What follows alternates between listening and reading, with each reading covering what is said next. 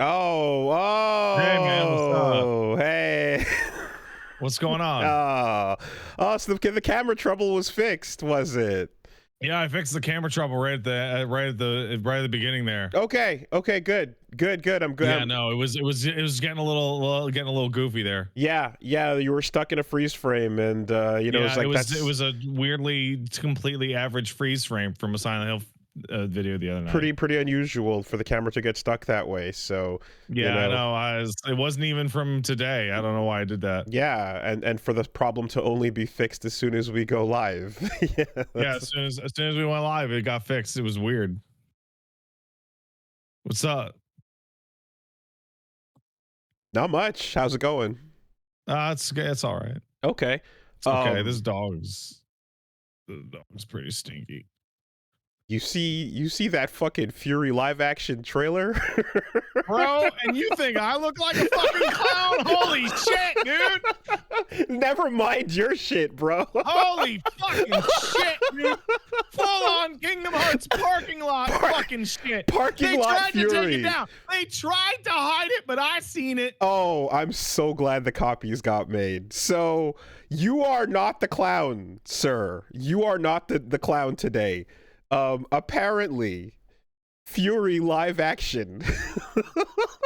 It's not good. It's not good. Ooh. Oh, you're like, okay, but how bad can it really be though? And then it can be not good, man. Yeah. So right off the bat, why no white stranger? Why? Why no? Okay, well, like Wooly, I'm taking a screenshot of my fucking screen right now. Okay, I'm sending you a screenshot of my screen because I didn't play Furi, right? No, neither did I. As we are setting up for this conversation, I'm literally image searching Furi. Yes. Because I'm like, wasn't that a black guy? It with sure white was. hair? Because I do remember that Afro Samurai artist, Takashi Ozaki. He made Afro Samurai, and then he designed Furi's character to also be like an Afro Samurai character. And I remember being like, "Yeah, right, that's the similarity." So that was a black guy with the white hair and stuff. And then to just see this like, and he's got the Karen swoop, man. He's got the swoop. He's got it's the Karen swoop, and it's also the like the villain, like I don't even know what to call it, but. When you have to make like a neo-Aryan villain, you got that kind of thing going on. The swoop. The blonde. It's the blonde. Yeah, you got that thing. That is like the Karen hairstyle, like through and through. Yeah, it's wild. Okay, Ed is putting on a red cape and getting in there with the sword, and then you're like, what's going on, right? What's happening with this? And you click play on the backed up because like this is because they took it down right away. They took it down right away. The takedown has ever happened. I can't believe it, right? At the level of we clicked play, we saw the first 10 comments and went, no, never mind though. It feels like the kind of thing where they sent it out and they stayed sitting at their chair in the edit, like in the studio, being like, might I pull this down in like 5 seconds. But the fact that you can't tell, the fact that they're like, but what if they like it though? They might but like what it. if they like it? Right? Well, hey, listen, dude, listen. We went out to that cabin my friend's dad owns, and we were able to shoot out there because it was free. I mean, the fact that you take, so again, knowing Furi from the outside, it's colorful, it's bright, it's neon, it's full of all kinds of techie cyber color. It's full of all kinds of stylized, non-realistic environments. And then you find this trailer is in one cabin's backyard. They had your uncle's cabin, and it's the most nature realistic nothing going on. You've got parking lot sword fighting and a couple of special effects, and just I don't know. I'd love to find the story of how we got here. Late? I mean, so whoever got the license or the rights or whatever's going on there. Apparently, so Barty Shepard is the name of the director, writer, showrunner, and main character. Oh, it's a one-man show. I am Fury. I bought the rights. That I wrote changes the a lot, script. I am doesn't the it? director. I wrote the story, and It's the me. stranger is me. It's me. So you're playing with fire, right? Yeah. So if you're like Tarantino, right, and you're a writer director and you're playing a character in your own movie and you're obsessive about the dialogue and the directing and all that, if your movie sucks shit and bombs, guess what? It's on you. You were like 50% of the movie's production, right? Eat shit. But if you get Pulp Fiction, you're like, oh my god, Tarantino's the fucking greatest. You're playing with fire when you do, like, every job you add increases your share of the credit, for good or for ill. Right. But I would say that most creators with tact that want to shove themselves into the thing will find a way to do so. Like, if you're giving Tarantino as an example, he's going to put himself in a supporting role and or role of someone that's going to get killed, or background character, you know, so he gets to get a foot in his mouth for that shot that they need, right? Or he's gonna show up in the car and drop slurs just to get his lines across as a cameo in his own movie. But No, the writer wrote it this way, bro. You are the writer. But when you do the Neil Breen effect, when you put yourself in the driver's seat and make it all about you, it's just the most transparent ego trip ever. It's so wild. It's like, wasn't I gotta watch it again. Dude. It's so bad. It's that thing where I think didn't after Alex Trebek passed on Jeopardy, they were trying to find the new co-host, or the new host rather, and they tried a bunch of different people, including like previous winners and stuff, and then in the end the executive producer went, we couldn't find anybody, so I guess I am the new host. That didn't last. And you're like, it did not last. Just that transparent, huh? We're not even pretending. Like, if you can't resist the urge to shove yourself in there and point all arrows at you, you'll never get away with it. So yes, Barty Shepard. Oh, bro, these are supposed to be different planets. Bro, the production studio is apparently called Midnight Embers, and according to their official channels, they have made nothing. There's a grand total of 0 things there listed on the pages. Always a good start. But this is an official project. So, yeah. I don't know. I mean, Fury, you know, like I know that I've been very vocal about my issues with Afro Samurai, and you know, there's always been a little bit of, like, with Fury as well, a little bit. I really wanted to love Afro Samurai. Yeah, you wanted to love it. You think you wanted to love it? Yeah, I did. Like, it looked really cool, and it just never lived up to that original pitch. That should be the shit that I'm basing my entire personality around, and it couldn't. It wasn't. It didn't. You know, and furthermore, Shinichi Watanabe already had Champloo scratching that itch very thoroughly. And I said it before and I'll say it again, you know, Afro Samurai should have remained a wallpaper, an art book, a concept, a piece. That's maybe a bit strong. It was really cool to see a character design with a big long fro and the headband and the sword as a piece of art. And then the moment it started moving and doing things, and you know, Sam Jackson showed up and that was cool, but then nothing interesting happened, unfortunately. That sucks, because Sam Jackson's a great casting choice for anything like this, and it just wasn't good. Sam Jackson's great casting, except for being a calm Jedi. Everything else, A+. All right, well, look, y'all, it was kind of boring and just wasn't that great of an anime. I found it just wasn't, you know, I didn't find it that interesting, and that's that. But regardless, Fury is now, all these years later, getting brought up to the spotlight. And you have to kind of wonder if this was I bought it because I got the rights on a napkin at a dinner, so at some point, for, you know. How much could the movie rights to indie game Fury possibly cost? About $350. I don't know. About tree fitting, yeah. Yeah, Yeah. do whatever. I don't know.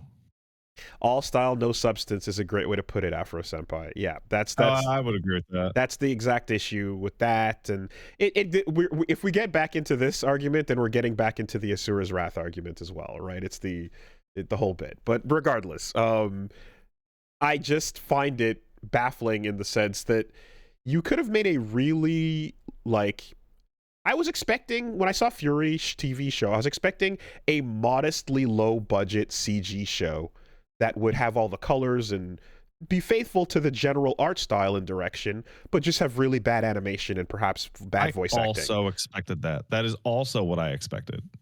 I did not expect to see a human. Much less white human. much less that dude. You know. Yeah. Like he looks like discount like Malfoy. Sure. I would take Ed as well, you know, from Street Fighter. I would take just any of these villain type.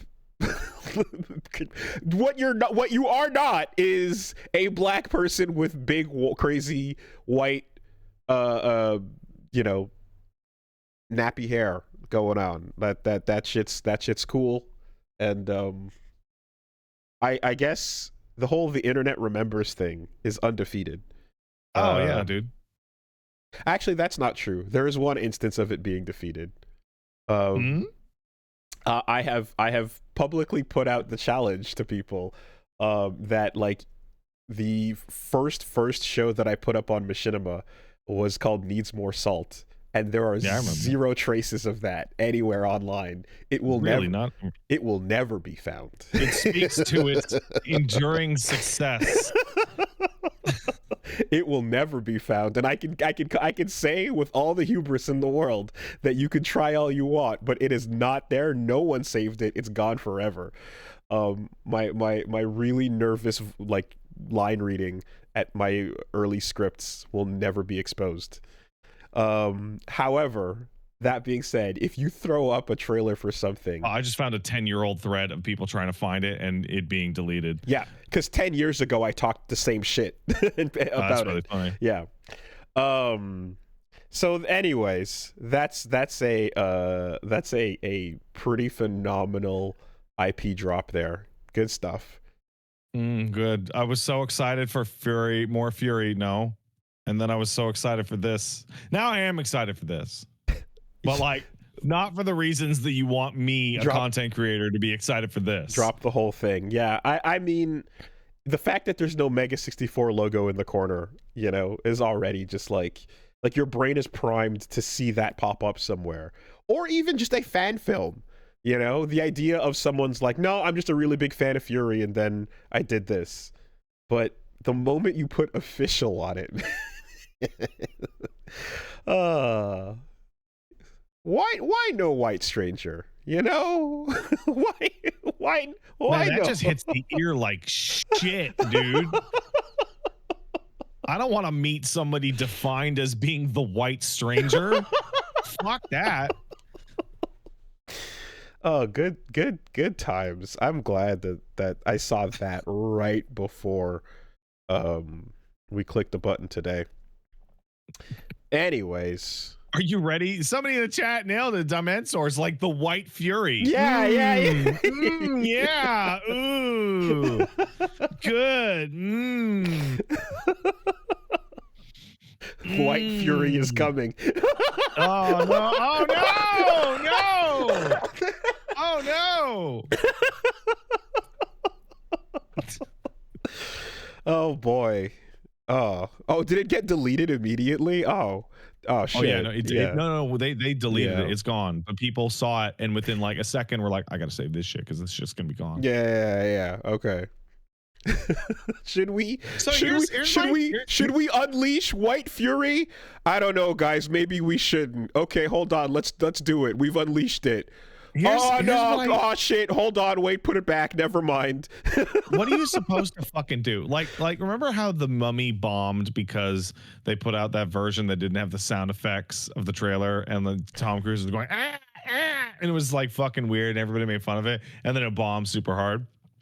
That was like a mistake. There's like legitimately like the wrong cut of the fucking trailer goes up, right? This was clearly the intentional cut of the trailer that went up, and it seemed to be probably a fairly accurate representation of the movie. What are your fucking options? It's not a movie, it's a TV show, and that's the problem. It's a fucking, that's worse. Jesus. Yes, it's multiple episodes, and I said this about Madam Web, but like by the time you're seeing the trailer, the show has been cut. The footage is filmed. It exists. It's done, man. It's been graded. An editor sat down, put it together, put things in place. This person in particular, Barty, did what he did, and like, he said, I want to get some cool parts. I want to get the coolest parts and put them in my trailer. There are so many examples and opportunities to abandon ship here, and none of them were taken. The exit off-road every step of the way, between film to edit to cut to upload to final processing, all of that, and then you have the page right there, and you just have to click publish, and you have the post ready to go, and you just have to click post, and you're still looking at that button, and like it's not dawning on you. Maybe we can still pull out. There are so many parts of this project at certain points that somebody should have said, I don't know about this. I don't know, man. And I'm gonna cast myself. I don't know, man. What's our budget? Is it $35? Yeah. I don't know, man. And it's kind of also like, it's probably in the end, it's for the best that that we have one person putting themselves at the center of it, because sometimes a thing will come out and be like a huge piece of shit or whatever. Like, okay, so Game of Thrones fucking flies off a cliff and has one of the worst disastrous shows endings ever, right? And we know that D&D are the names of the directors and the folks that are to be blamed for the way this went. But I'm something sure about like they're the folks that are to be blamed. Yes, but there's a thing here where I'm sure a lot of folks could, but personally, I couldn't tell you what they look like. I don't know. I think I saw them in like the cast reading. I saw them once. They look like dudes. They look like totally. They have no defining features. But I can't remember. I think I saw them once in like a behind the scenes thing. But for the most part, whatever, right? But could you imagine? They have like white guy serial killer look, in that they don't look like a person. They just look like a guy that you would see and immediately forget exists. Oh, right. But could you imagine if they shoved themselves into these episodes in the final season, and then the next time they show up anywhere in a studio and they walk in and people go, I know your fucking face, get out of here, right? This person responsible for the Furi trailer is also, you can see his face. You see the face and you go, you're the director, you're the writer, and you're the Furi man. And we'll never think of anything but that now. Thank you for advertising that. You can't sneak into any other room because it's you. I love it. It's great. It's wonderful. Hey, the costumes though, he was dressed up like the characters. They tried really hard on the costumes. They tried really hard, and I think that you should give them a little clap. Like, oh, you good job. I like when my toddler brushes his teeth and he misses the back teeth, and so I have to help him. I'm like, hey, you did a good job, buddy. I saw a lady cosplayer from Devil May Cry this just yesterday. That was so insanely accurate that it looked like a render of the character from the game. Like, it's ridiculous how accurate it looked. And there's like a weird thing that happens to me on TikTok where I'll see a cosplay that is like a 1-to-1. It looks like CG. There's a lady who does like a Monster Hunter one. She just did one of Gemma, and she looks like the render, but it's actually just good lighting and a picture perfect costume. And then TikTok starts feeding me thirst traps. I'm like, I don't care about that. Yeah. I want to see Devil May Cry and Street Fighter characters. Exactly. But I see that and I go, this is somebody doing their own outfit with attention to detail, absolutely crushing it. And then you look at an official production and you're like, what the fuck are you even trying to do here? You know what he should have done, right? He should have done the costume like fully accurate. Cook. I like where this is going.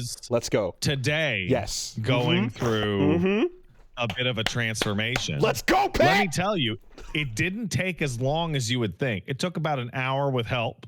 My darling wife, Paige, helped me. Thank you, Peach. Yeah. Didn't take that long. It took like an hour. So if you were only to use like one paint, yep, that 40 minutes. Yep. I mean, listen. But you'd still need the red. But like, there are wigs that are available that you can get that are white colored that would be very easy to just get into place. Totally. Right? Not an issue whatsoever. I see no reason why that Furi protagonist didn't have to. I see no reason why he couldn't have been more accurate.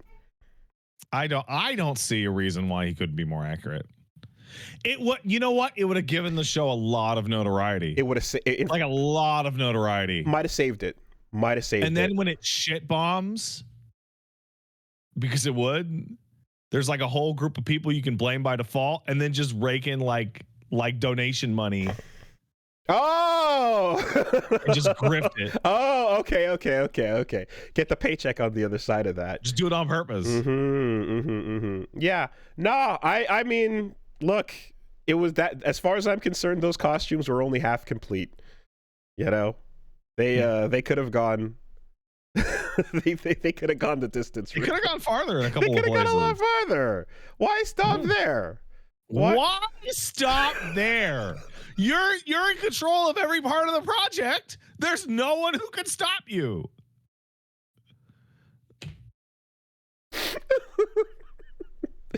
Yeah. Good stuff. Are we both now the devil on the shoulder now? We can't, but that's not fair. You can't have two devils on your shoulder. Well, I mean, says you. I'll say this. If you're a Furi fan out there, woof. Tough times, I guess. I don't know. No, this is so far removed that I feel like there's no intersection at all. Like, didn't it get reported? Like, not long. I believe it did. Yeah, it got ported again, right? So there we go. Yeah, so it got some treatment, you know. But if I don't know, if you're someone that's just been waiting for something related to this brand to show up, then tough times. Look at this. Here. Look. Give me a fucking t-shirt, dog. Like it doesn't need to be like this. Look at this lady cosplayer. All right, I will. Look at this. Yeah. Okay. I'm gonna. Yep. There you go. All right, that's what we. Yeah, that's literally, and she did up a whole room too. It's psychotic. Yeah, that's immaculate. That's picture perfect. It's psychotic. It's insane. Yeah. Shout outs to Carrie K for the most perfect lady DMC cosplay I've ever seen, and it's kind of like, yeah. So we got cosplayers hitting that level, and then cut back to official productions and see what kind of work they're putting in here. You know, insanity.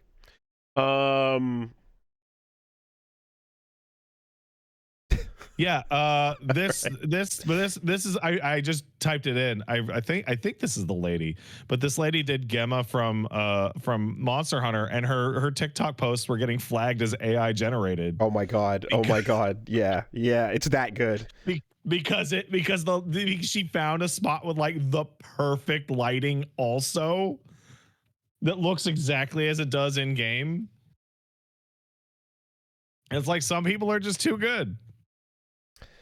And that's, I mean, I know that like whatever creative decisions may mean sometimes you don't want your lady to look like Lady. Sometimes you want her to look like Captain Commando.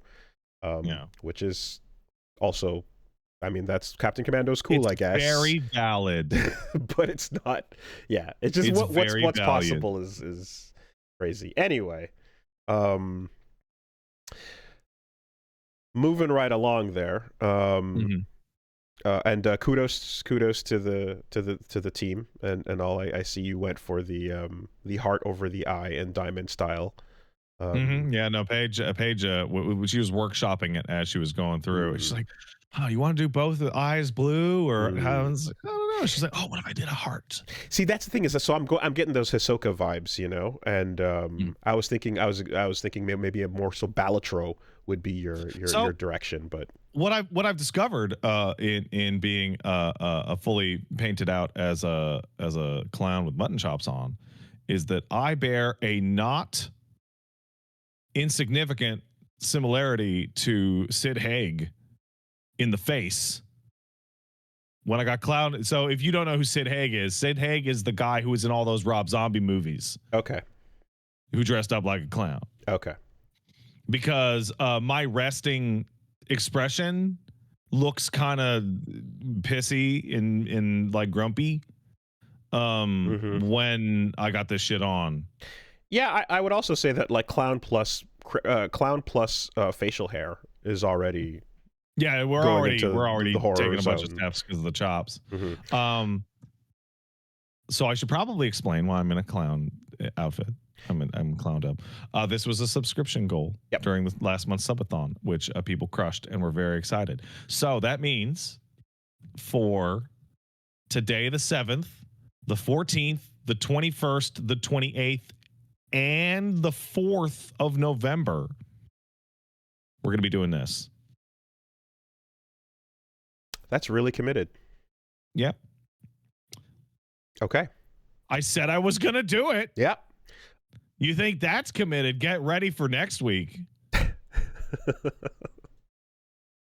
Did you take the opportunity to make a screenshot at every step of the process so that the meme... Oh, no, it was super fast. Okay. It was really easy. Because you know that the meme, you can just make your own version of it, and as long as you have each step of layer... No, Wooly, I think that my opinions go from normal to clown instantly.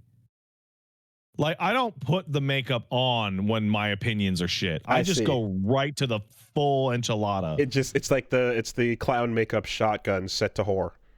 Yeah. Yeah, okay. Got Paige actually said something similar, but I think that's because her brain is wrong and she looked at me in clown shit and was like, yeah, all right. So you just, set the Simpsons clown whore shotgun, and then you just Kurt Cobain that shit over, and then like that's it. Instantly. That's your opinion. Allegedly. What's Courtney Love up to? Anyways. I bet she does good clown makeup. I think I lost the thread on that. We're going to move on. That's okay. What else is going on with you, man? I have to drink with a fucking straw. Oh, you just do. In case. Oh, hold on a second. Oh, did you? Oh, I know that. Wooly, it's so great because, like, hey, mom's taking care of baby, and you hear like, what? Nah, it's probably fine. There's that. There was a doorbell. There's a question of whether or not we could. It's fine. Yeah, it's probably fine. They're fine. Okay. I eagerly await the day that you see your little girl running and just face planting, just like, ooh. And you, nah, she's fine. I've been around that already. I've seen that from cousins and other kids. I know the deal, right? You saw me do it, actually. Yeah. Like, my little guy just, bam. And I learned early that, like, a lot of the time, it's, how did you react? Did you go, oh my God, are you okay? And then the baby's like,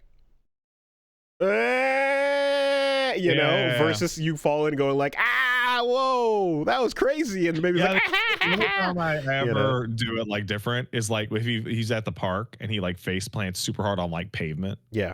You go, hey buddy, you okay? And usually I want to say 9 times out of 10, I hear, yeah, I'm okay. Also, like, yeah, that's my man. We've all seen Rugrats. We've seen Tommy just going like, poof, Yeah. So yeah, that's a thing. We got a good question from the audience. Hey, what does my son, my 2-year-old, like 28-month-old son, think of clown shit? I went, hey buddy, what's up? And he looked at me, expressionless, and then went back to playing with his blocks. Amazing. Didn't give a single shit. Amazing. Didn't give a fuck. Okay. So we are far past the facial hair recognition shape change thing. Yeah. Okay. Yeah, he might as well have rolled his eyes. Okay. You're he looked and went, "You're in your natural state." Yeah. Father, I see. I saw a really incredible comment scroll past a little bit ago. Go, oh no, Pat forgot to put on his makeup today. which I think is fucking A+. That's pretty good. I think that is an A+ joke. That's pretty good.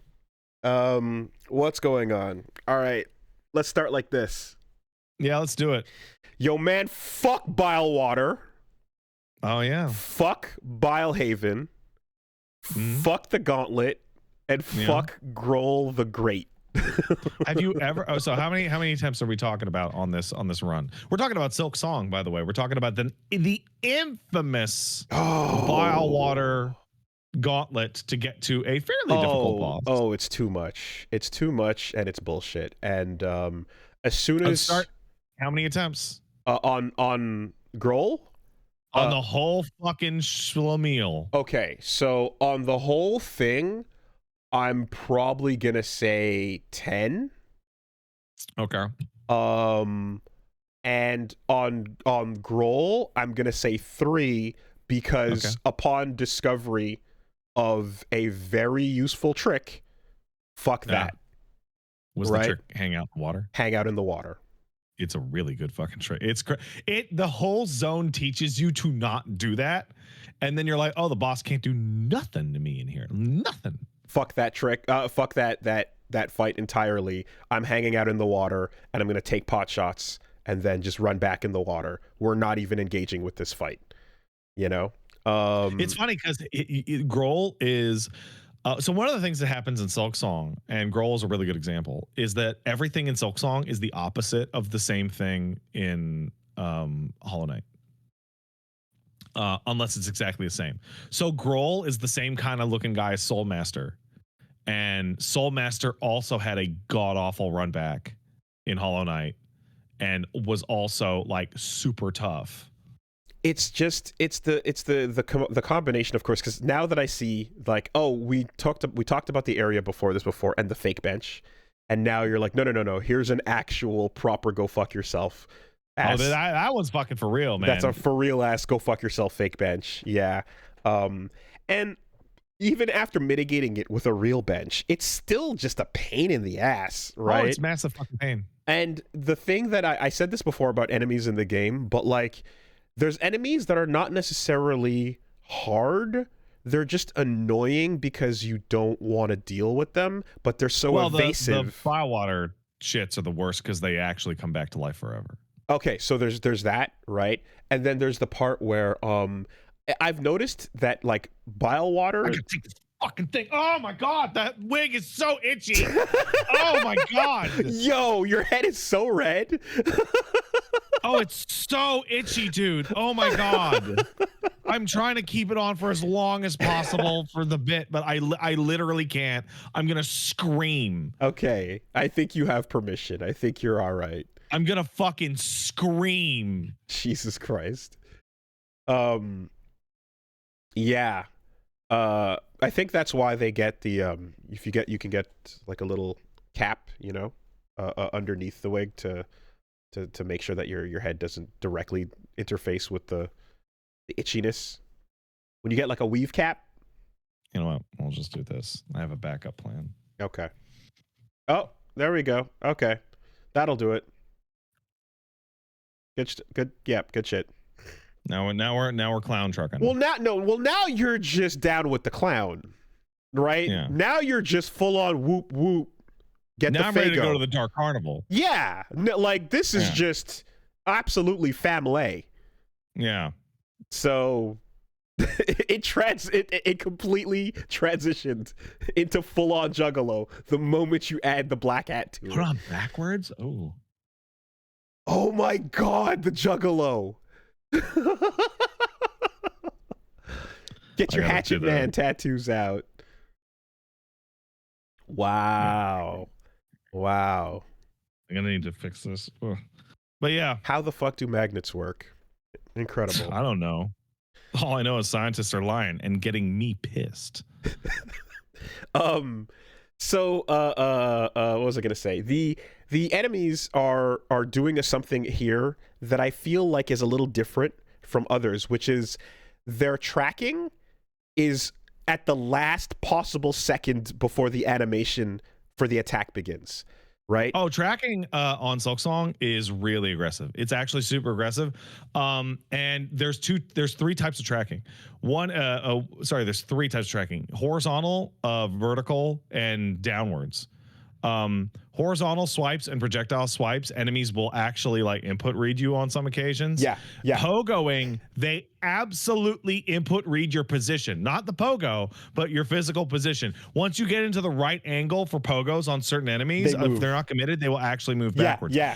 But similarly to how everything in Hollow Knight is reversed from everything in Silksong, the up slash does not have reactive tracking on it. Interesting. Shooting your slashes directly upwards, enemies pretend you're not even there. Interesting. So I've noticed it because the flying barf flies, when you pogo them, they get the fuck out of the way in an input reading way. I would also say that the area right underneath Songclave has the floating orb throwers, and those orbs track in a way where most games you know the trajectory of a projectile coming at you, so you anticipate it and then you jump to be somewhere and to then be out of the way by the time it reaches. You know how to do that little visual calculus. And this game goes, no, I'm going to shoot that projectile up where you're going to be on that evasive jump. Yeah, no, they aim at your trajectory. Yeah. It's crazy. And I'm like, this is the only time I felt super impressive. The guys in only time I felt this in a game. Absolutely unbelievable predictive aim. It's crazy. The darts are not going at my evasive jump like over it, or they're going where at the peak of the jump. And I'm like, and it's like you have to not use your air dash, because if you air dash and then jump, you have no control over your existing trajectory, and they will hit you. Exactly. And it's rough because I'm like, the character's in the air and it's all startup. It's getting ready to throw. It's getting ready to blow the projectile, and it hasn't done it yet. And you're like, I'm going to assume you're locked into your position because the animation is still starting, and I'm going to jump now so that I'm moving vertically. And it's like, no, as soon as it leaves their position, it's now on to catch you at the top of your parabola. Absolute nonsense, by the way, on that. The enemy variety and enemy I would say proficiency is like crazy in Silksong. The game's really hard. Yeah, I would genuinely put it up above like a Dark Souls game. Like I was talking to somebody who will remain nameless, who was talking to me and going, oh my fucking, they were quite a bit further than where you are, and they're like, oh my god, I think I might have to stop. Right, I'm stuck at a boss. And I said, well, don't worry, you don't actually have to fight that boss. And they're like, okay. I'm like, you have to actually fight a harder, different boss instead. Yeah. And they were like, I can't. Yeah. Okay, we were talking about it. And I'm of two minds when I talk about Silksong's difficulty level. On the one hand, I'm like, yeah, no, this game is actually fucked up. It's super hard. Like, it's super fucking hard.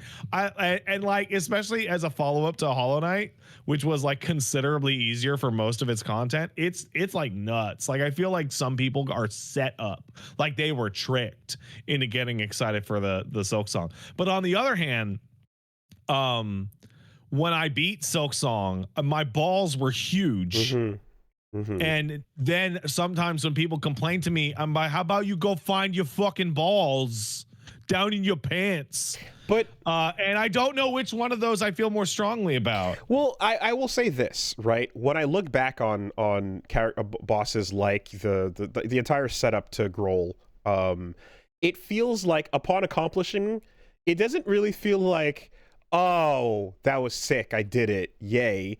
It feels like, fuck this bullshit, I'm upset at the game, right? So, and then you get the contrast with a satisfying, in a moment with like where you have a satisfying boss in a Souls game. I felt that immediately in this, because the next thing I faced in Silksong was the first sinner. Yeah. And I'm That thing fucking kicks ass. okay, so I'm not done yet. Like I was trying to see if I'm like, can I beat this in before tomorrow, and I didn't. Right, so I still have to. But it That thing feels kicks so ass, dude. good, and it That's feels like the second best fight in the whole it's goddamn game. That it's thing's excellent. phenomenally fun. It's phenomenally sick. It requires so much of you, and it feels like fair in a way that is like, if you be aggressive, you can keep up, but Yeah. barely. And that So is so that's a rewarding. really good rule for every boss you're gonna fight ever again in this game. Man, and I'm like, the difference in how that feels compared to the slogs and the bullshit is tremendous, and I want more of that. This is the game at its peak, when you are dancing around the screen with a thing that is teleporting and landing hits, but barely, because most of the time you're too slow to get that swing in there, and So you're like, I'm not going to avoid that damage, I don't care, I need to heal by hitting you enough, so I'll take the hit and keep fucking chasing you. It's such a sick feeling for a boss fight. so you are partially correct. Much like Hollow Knight, this game has various different parts of the game that are the real game, right? That is definitely the most to your taste, which is it's a fucking fighting game. Like it really is actually just a fucking fighting game. Like there's a bunch of boss fights in this game that are just one-on-one shit fests. I mean, you're Dragon Ball fighting all over the screen. Oh, absolutely, right? But you're doing it Lace for is real. another one where it's like, no, let's literally have a Devil May Cry fight, Sure. right? And there's a couple others, but Team Cherry says, you know what else is just as much a part of a game? Fighting a gauntlet of unique enemy compositions. Yeah. There's that. Which it seems to be people's like primary complaint, is that the gauntlet actually does them in way before the boss does. There's one gauntlet in the game that I'm pretty sure you haven't done, which is like, Is it primo fucked. okay? Is it the gauntlet? Is it the gauntlet above, or the gauntlet just above the where the clock dancers are? It's to the upper left of those guys. Yep, I did that. I did that. It's that fucked. One it's is super crazy. fucked. It's so insane because it's supposed to be like a final boss style enemy. It just happens to be an enemy gauntlet instead of a that was fight. insane, because it's a full gauntlet, and then it just decides to keep going, and then it just decides to keep going again. And what normal bosses do, or what normal gauntlets do, is they'll give you a wave of easy enemies to heal off of. But here, they just decide, no, heal off of the regular ones, and they're all doing their evasive screen-fulling bullshit tactics.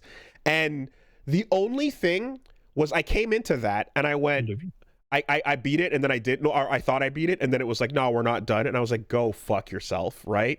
And then I kind of went... I on my first run, I got to the mini-boss, and then like, when I beat that mini-boss, we're gonna be golden. It's like, no, that's the fucking... Exactly, right? Because the mini boss, and it's funny when you see a big fat like club fuck, because there's a couple of boss archetypes, and like one of these in Silksong and in Hollow Knight is the big fat club fuck that just goes brrr, bah, jump, bah, and occasionally and you kind of like, I know the deal with you, but you're just going to be annoying. You're going to take a while, and your hitbox is going to be massive. And your hitbox and your hurtbox are like enormous, and they cover like a huge amount of the screen. I really hope I don't have to fight two of you.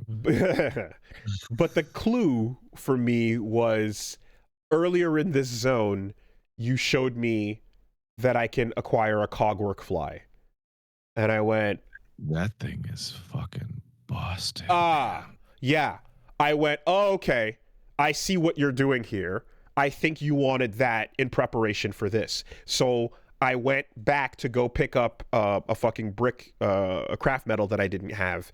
Then I got the cogwork fly. Then I ran back in there with some poison-ass cogwork flies, and the situation changed. That is a build. So you use that with Architect, and you do cog fly plus tax plus like the saw blade. And if you're willing to just blow all of your resources, you can just auto delete. You can turn off entire encounters. And I saw that, and then I immediately stopped using it for the whole rest of the game, because there were fights that I wanted to fucking see, and that thing just fucks it. So I don't have the saw blade, and I'm not going back to the architect because I just like the Reaper moveset too much.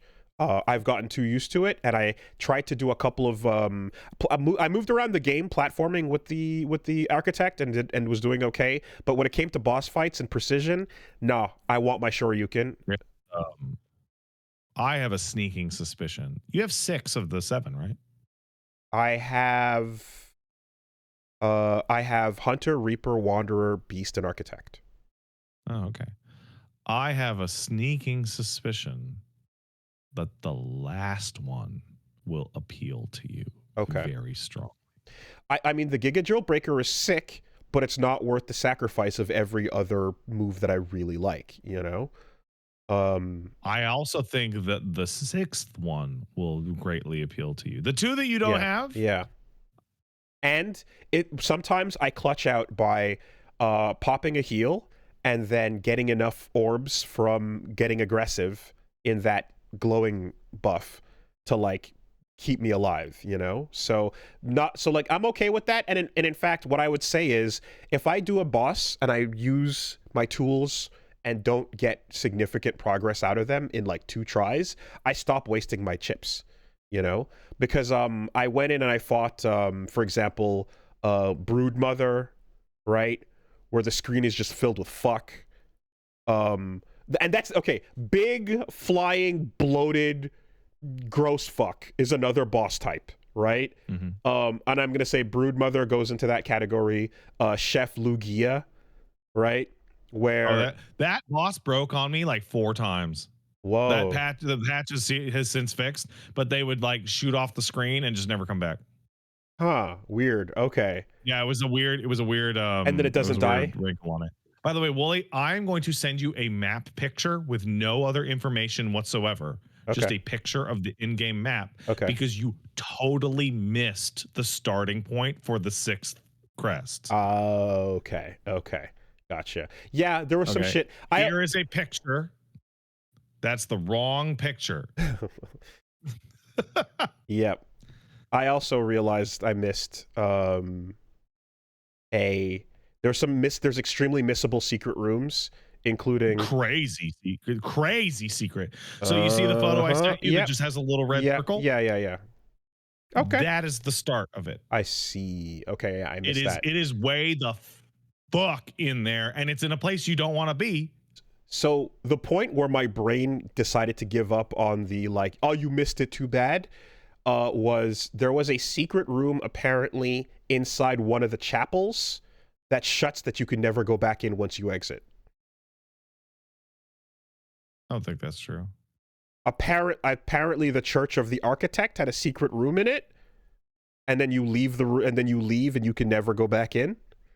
Nothing will stop you from getting 100% ever. Okay. Well, maybe. Okay. People are saying it's lore only. It doesn't count for completion. Okay. That still sucks. Permanently missable, right? So all this, I'm like, yep, okay. Mentally, I'm just going to let it go. But the what was I saying?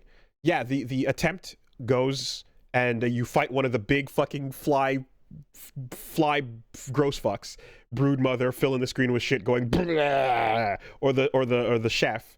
And in the case of the Broodmother, it's kind of like, okay, avoid the swoops and avoid the butt slams and do the thing.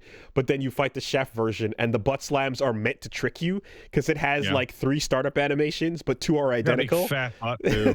You know? And then you're like, oh, what's the trick here? What's the bit? And the bit's like, you can run underneath it, but every once in a while, it does the same fake startup animation. So fuck you, you know? And then you get infected and gross. And yeah, with those ones, I'm just like, go cogflies, fuck this bullshit. Yeah, and they do. But what ends up happening a lot of the time is like, if I don't see like a phase 2 begin or something, then I'm like, okay, never mind, go in clean, learn the movements, do the whole bit, right, and pull them out. It's a phase 2, then pull out. Then pull out the bullshit if you need to, exactly, you know, because Yeah, there's a couple of Yeah, those. you're really gonna like the other two crests. But there's a couple of those definitely where I'm like, when you see phase 2 going crazy, but you can see it, right? It took a while for, I talked about it with the Grim Troop in the first game, and then the same thing for the judge, the last judge, and with this when fighting the fireworks dancer. Tromeo! Yeah, that's a good example of like, oh shit, phase 2 is going crazy. Most like maybe the best NPC in the entire fucking game. That dude rules. So cool, right? You're watching phase 2 go crazy, but you're like, this is all smoke. I can see it. I can move. I can get out of the way. Yeah, there's a tell before every single hit. It's not every that. Single one. That's it. And so it's not that bad as long, and that's training you for like seeing the trajectories of things and being out of the way before it starts. I love those fights where your eyes are tracking something blipping around the screen and faking you out and reacting to your positioning. Eventually I just started to look for empty space instead of tracking any of his stuff. I'm like, what part of the screen doesn't have shit in it? A skill that I'm gonna go live in there. Yes, something that a feeling that I haven't felt since like Ikaruga. Just like get to this part of the screen, invert the colors, right? So that was great. I properly appreciate the feeling I'm getting off the first sinner. And another thing too is, so I've gone through. First sinner's a massive highlight of that game, and boy, is it fucking hidden as shit. Yeah, it's the fuck in there. It's way in there. And like the process of beginning that fight also properly feels like, is this the super boss? Because there's all that buildup. No, I know, fuck. But the fact that there's all that buildup and the fact that it spits you back out right in front to be like, hey, we know. Is like, hey, I'll tell you who the fucking super boss of fucking Silk Song is. It's the fucking final boss. Yeah, okay. Because I'm like, they're being really build-up-y, like, nice about this and warning, and I'm getting a big dramatic feeling about it. But so far it feels extremely sick and fair, But I want to say when it comes to the Silk skills, so now that I got, you have your Spear, you got your Thread Storm, I got Cross Stitch, and the Sharp Dart now. And I was like, ooh, Sharp Dart looks like it's going to get me out of the situation that I don't want to be in and do some damage. That sounds nice. But, and then I did the parry for a while, and that felt really good. But then the damage isn't amazing. And I kind of was like, I don't think anything is going to beat Threadstorm for me. I just went back to it because I realized that like there are many times in a boss fight where it's a fuck this button, right? And I'm like, I don't want to.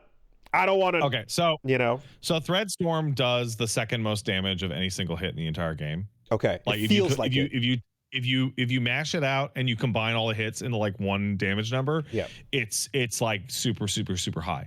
The parry is great because it's not as much damage as Threadstorm. You can mash. Yeah, you can mash it. You get more hits. Okay. So the parry isn't as good as Threadstorm damage-wise, but the parry's also free and is also defensive. Like you can hit the parry super fucking easy. Yeah. There is 2 more, and one of those has very high damage and also will always hit what you're aiming at. Okay. So that one is, I was flip-flopping between the last Silk skill and Cross Stitch, like back and forth. But I feel like the kit needs something that deals with mobs, right? Yeah. And a surrounded mob, Threadstorm is so good, especially. The only problem I had with Threadstorm is that sometimes you do it and the fucking enemy just moves. Yeah. And you're like, oh, but I fucking blew it. But like Threadstorm was the game changer for that super gauntlet when the botfly summoners come down, and I'm just like, shut up, leave me alone. Threadstorm deletes all the botflies and the character and the dude you're fighting, right? And Threadstorm was the difference between loss and victory against the super beast fly, because Super Beast Fly or Beast Fly 2, the moment I caught that a full thread storm kills off one of the ads, it became nothing. Because chasing the ads down became the priority of that fight. And they look small, but they take 4 hits or so, which is just like one too many to be annoying, you know? And a thread storm deletes them, and then that made it like way more manageable.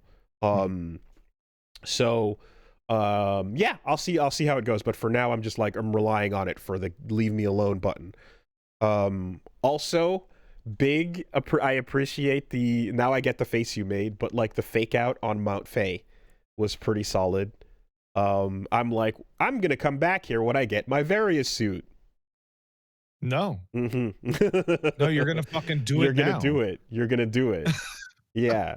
You're not, you know, like, oh, you will get one, but it's not gonna be when you expect it, you know? So that was like, oh, I misunderstood what the challenge was here. And upon doing so, it's like, okay, this is a proper platforming challenge for the game.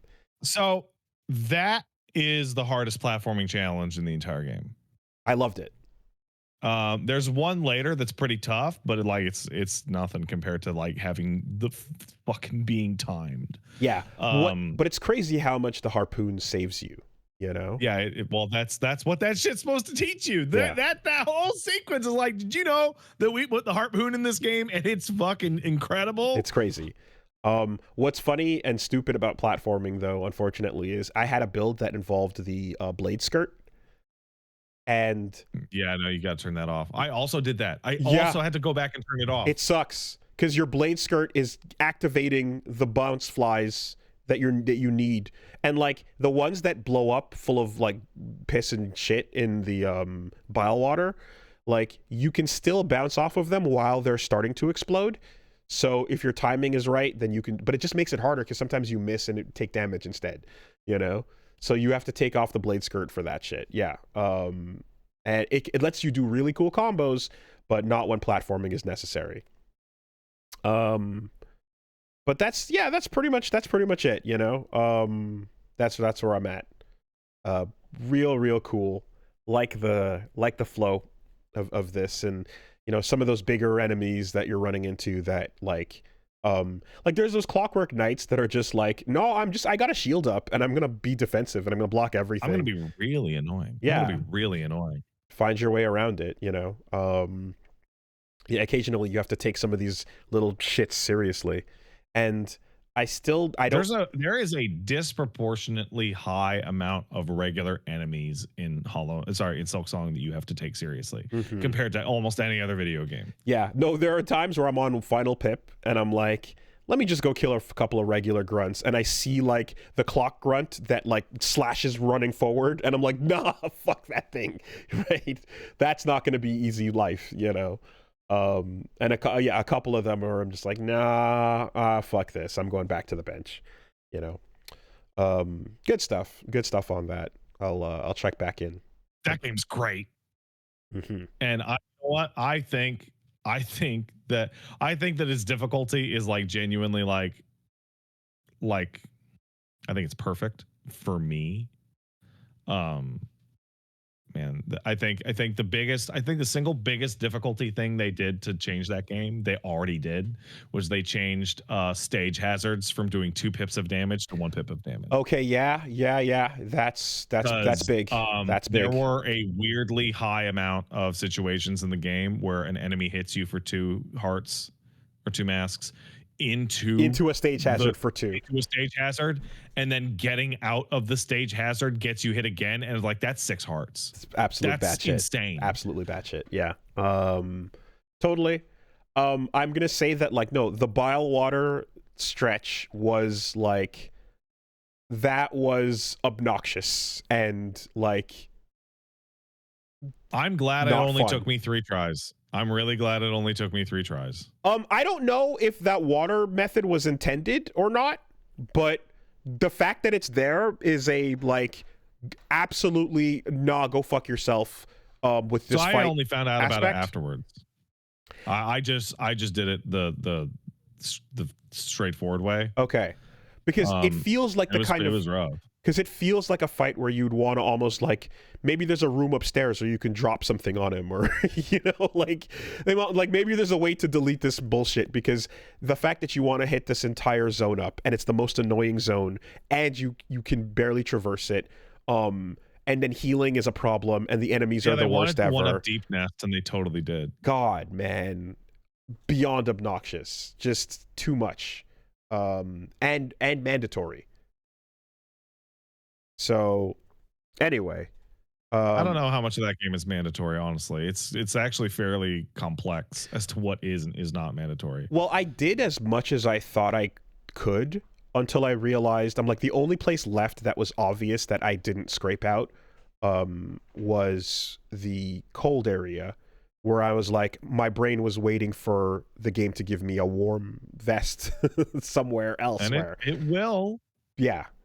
So, but that was the thing I did last, because I was like, wait, you're really not going to give me a thing to deal with this threat, So that's, upon investigation, it made more sense. Yeah. Why would we give you something to deal with the cold when you got your fucking balls in your pants? Mm-hmm. Like, that's what that game feels like when it talks to you. It's like a big fat Italian guy telling you, why did you find your fucking balls? I'm like, okay, Jesus, calm down, fuck. Also, stop yelling. Chakra is insanely beast. She's so cool. She's so fucking cool. Just like, yeah, I'm already here. Don't worry about it. I can do it. And then when you meet her in Biowater, she's like, wow, this place sucks. I'm like, what the fuck? What the fuck, Chakra? How? Actually, how? Yeah, good stuff on that. Okay, so then did a little sponsored stream for Ghost of Yotei.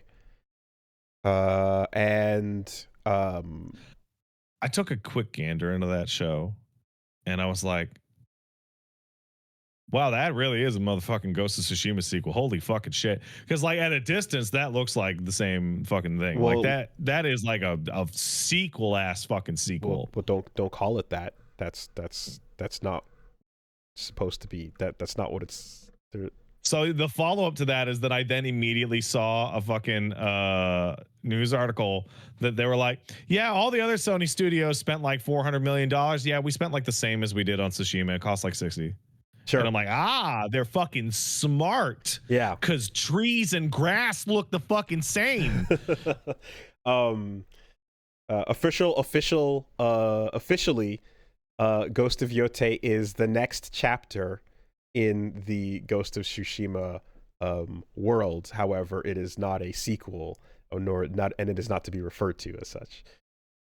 However, okay, well, you can say that, and I understand that, and I respect it. But me, that is a sequel-ass motherfucking sequel. That is a direct follow-up using the guts. But then they're like, what if we made this nicer, this better, clean this up? And like, yeah, I'll be down for that when it comes out on PC in 18 months. So first off, Reggie came back over and came in and, said hi to Baby and was immediately rewarded with unearned smiles and joy. And cool, man. It was like, yo, what the fuck, Reggie? You didn't earn those smiles. What do you do? Why are you Reggie's got good baby vibes. Why are you getting all that glow? That's crazy. Unearned glow. Immediately. Right timing, right place, right vibes. That's it, man. And I was like, that's... You know how hard we gotta work to get one of those little coos, one of those little giggles? That's labor. The ideal scenario is that everybody gets the coos and giggles and smiles. Like, I was at the grocery store this morning with my little dude in his stroller, and I had to get cat litter. And so I rolled up to the cat litter, and you know what happened? I'm like standing there with my hand on my chin, right? Like, like kind of leaning. I'm trying to figure out what kind of cat litter I want to get for the cat.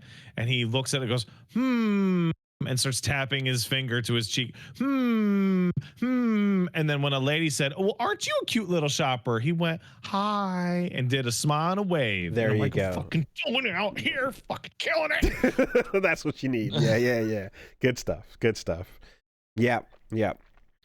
But right now it feels like joy is the joy economy is scarce. Stonks are extremely rare. They're high, and It's hey, you know what? I after having a tiny little baby, I discovered that being a tiny little baby must actually suck shit. It's actually terrible. You yeah, have no autonomy. no, Food appears to be random. You've Your never- eyesight is terrible. you've never done this before. You can't. You don't even know that you have limbs, and You have to learn how to poop your own butt. your neck can't do anything. Everything is loud. Everything is bright. Everything, sucks. Also, beforehand, you could just get food instantly into your stomach and be fine, and now you have to wait for it. Now you're crushed by the existential weight of consciousness. I don't think that's happening yet. And then now also you feel cold. What is this cold that happens? No, existing is suffering. And you can't even put words to the concepts that you're feeling. You just know that it's unpleasant and it's happening. 100%. It's hard being a baby. So when you get a smile, it means that much more. The smile economy is precious. And when a thief, a swindler of joy walks in, come on. and he gets some unearned smiles, I'm like, how dare you? Those are mine. That's my joy. Anyway, no, he got the good vibes right off the bat. And yeah, well, I mean, shit. I also assume that the thought process was pretty on point in terms of getting this YouTube streaming shit going, because I tried that out, and as I discussed last week, it seemed like it was going okay until I discovered a problem, which was we streamed the first 20 minutes just fine, and then starting out the pre-scheduled YouTube stream the second time, it didn't work, and then I saw you ran into some similar troubles on your end. So So I want to talk about this. So I've actually been poking at this for months. Oh yeah, right. Okay. So when you said, "Hey, I'm going to YouTube stream," that's why I was like, "Oh yeah, Okay. But so because I said that, and then I'm like, next day, Pat is streaming live on YouTube. I'm like, oh, is he then? Is that what's going on? Is it? Yeah, no. Okay, so here's what happens, right? Okay, this part of the story is going to sound really, really familiar, right? Okay, part of this story is going to sound really familiar. Yeah. So a couple of months ago, Paige was like, "You should fucking stream on YouTube. You're fucking dumb. You don't stream on YouTube." And I'm like, "Jesus, I don't know how." She's like, "You figure it out. You're smart." I'm like, "Thank you." So I'm like, okay, I'll take a look at doing it, because she's right. I should be multi-streaming, right? So I've been poking away at it, but I was kind of anxious because there's a lot of fucking technical fucking bullshit. It gets a lot more complicated. I go to the YouTube Studio Live thing. I'm like, I don't know what the fuck is going on this fucking thing. And I remember earlier this year where I couldn't fix my fucking YouTube channel's account, and you had to send me this fucking detailed guide on how to fix it, which I really appreciate, by the way. That was incredibly helpful. No problem. And so I'm like, I don't know what I'm fucking doing. So I'm poking at it and I'm looking at things, but I'm not putting a major serious effort, right? It's just boop, boop, boop, boop, boop, right? And then you're like, oh yeah, I'm gonna fucking stream on YouTube. I'm like, well, fuck, okay. Wait, shit. Okay. Wooly knows what he's doing. I'll try it, and if it fucks up, I'll just ask you next week. Okay. How to fucking fix it. But then the interim thing happened, which means that if you are getting into the technicalities of YouTube streaming, that means Dad Asana also now all of a sudden knows everything about YouTube streaming. Right. And the interim part of that was hey, Dad Asana, do you know anything? And here comes screenshot after screenshot after screenshot after explanation after plugin review. And I'm like, oh, okay. Yeah.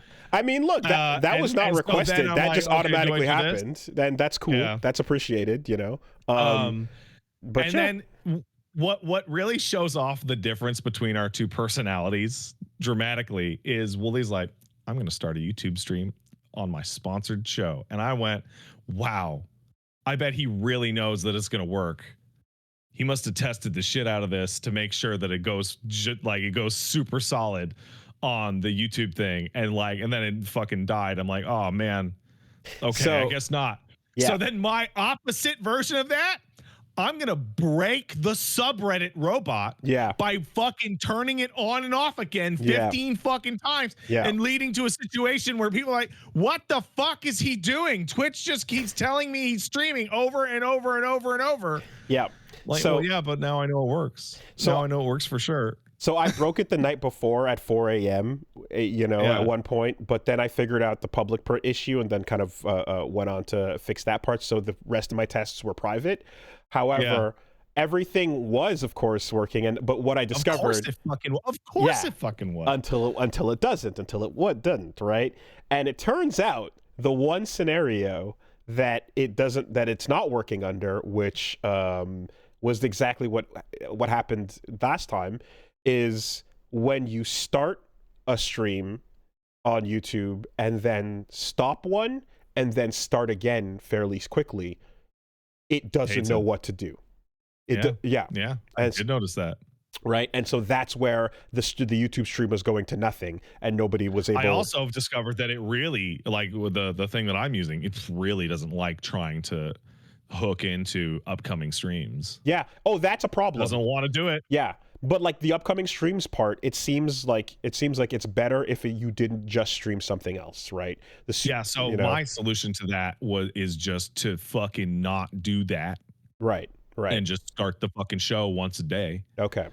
So I'm looking for I'm looking for the ability to hook it in, but I also wanted the ability to play my music and remove it from. Yeah, that's a case use that I don't have to deal with because I don't do that. Exactly. So that was the problem, because there's easier solutions that create other issues where everything's going to get flagged on YouTube aggressively. So I found a solution to that too, but in the end, it's just this whole new batch of problems that you have less control over, and you start to realize, oh, Twitch is actually better at a couple of things here. Twitch is better at this, and that. Yeah. And YouTube is better at this, and that. Yeah. One of the weird ones was I set my fucking bit rate to like infinity. Like my bit rate was, because I have better internet now and I have the ability to up, a much better. I have a much better upstream. And I set what's your bits at, man? Well, what's the bit rate? I set it to 20,000. Yeah. And for some reason, people were still seeing Tsushima in 720. You know why that is? No. Because you didn't join the Twitch broadcaster beta and get your account flagged. What? Oh my God. Hold on, let me send you. That's crazy. Because I'm like, people are going, yo, your Tsushima stream is in 720. And I'm like, my bit rate is insane. How? Yeah, no, so here's what's happening with that. Your bit rate is not actually broadcasting at that, because that's way, way, way, way above the Twitch bit rate, right? So when I joined the Twitch enhanced broadcaster beta and ran tons of OBS beta shit for like a year, right? My account got flagged for, whatever. So in stream under OBS settings, if you have your Twitch account logged in, it will have under multi-track video, it will say enhanced broadcasting. Yeah. It optimizes your settings.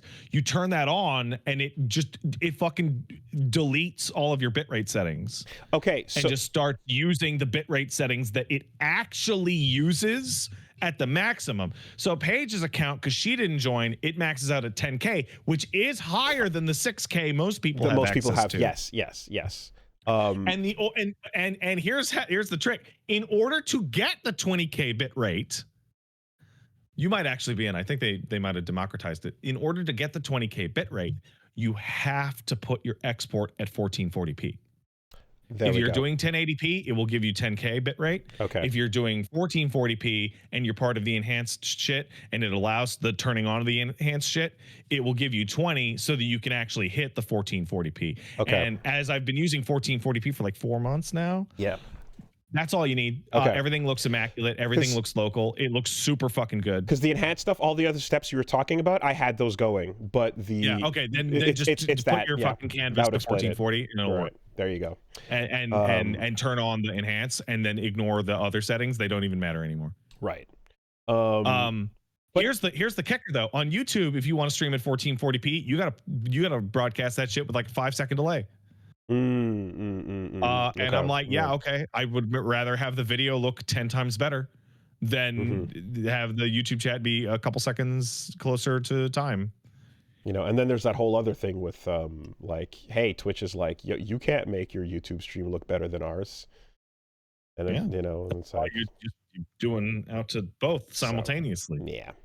Which is also like, don't you dare fucking put up a combined chat on your fucking screen. Yeah. All these things are like, we have a combined chat feature, and Twitch is like, I will literally fucking murder you. Yeah. Nope. So, in any case. So, and then you go into the YouTube memberships part of your earn tab, and you're like, I don't know how the fuck this thing works. This is complicated. A whole other thing going on there. So yeah, more to discover. But anyways, got that set up, and then fortunately, it didn't matter. Thank you genuinely for like giving me the confidence to give that a shot for real, because I knew that if I horribly botched it, I would have somebody reliable to actually ask what the fuck I was doing. Well, you got it going, you know. So that, even though that didn't end up happening, like no problem. You getting your foot in the door, I'm like, okay, I know somebody who has a brain that has their foot in the door. You got it going, and so it's somebody I know good. I can rely on if I'm like, dude, I don't know how to make it work. Thank you. But in the end, it didn't matter that it didn't work for me, because the only thing officially that I needed was the Twitch stream. The YouTube was a bonus, and then later on an edited thing is going to go up. So that was fine with the sponsored stuff part of it. Game itself, I kind of was like, okay, it's been a while. I'm down for some more Tsushima. But, you know, the idea of the feeling in those games, the feeling of Tsushima was certainly one where you could hit a point towards the end of the open world where it could overstay its welcome, and you'd be like, time for me to just beeline this story, right? Absolutely. You know, and here I feel like they spend very little time getting you into the meat and potatoes. It's crazy how fast you get up and running with everything. In fact, because in Tsushima, it was like 2.5 hours. Like you were like 4 missions in before you got stealth kill.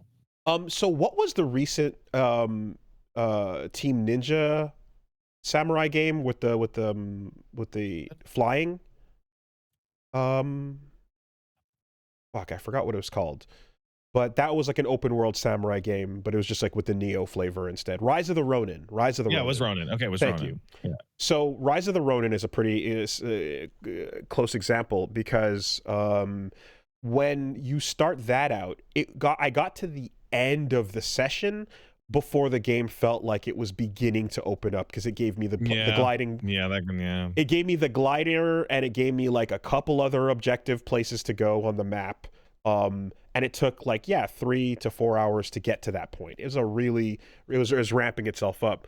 But immediately after the tutorial in Yote, you kind of get your story set up, and then it's like, okay, cool, now just go. And you have a lot that you can do, and you have a lot of freedom in your abilities, and it's pretty open right off the bat.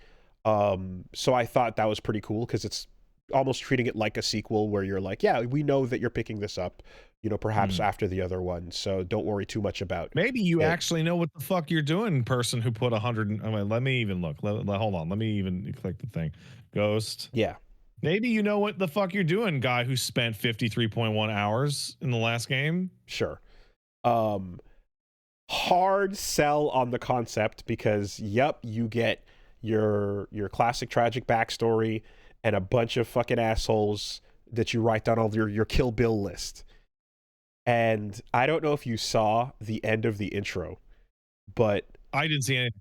Okay. I saw you like running around the open world. I'm like, wow, that looks like a ghost of game. So, light spoilers for the intro of Yote. You mark down the names of every one of the people that wronged you, right? And the people you need to take your revenge against. And you have like a Kill Bill list. It's like a strip on a band. And the intro is you taking out the first one of the fucking, you know, of the group, the Yote 6, as they're called.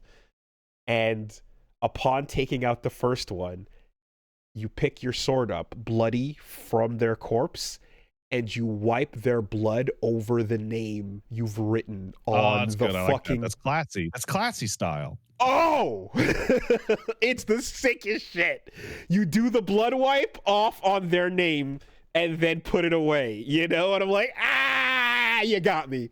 You got me in one concept. It's the hardest shit. It's the hardest shit right off the bat. Beautiful.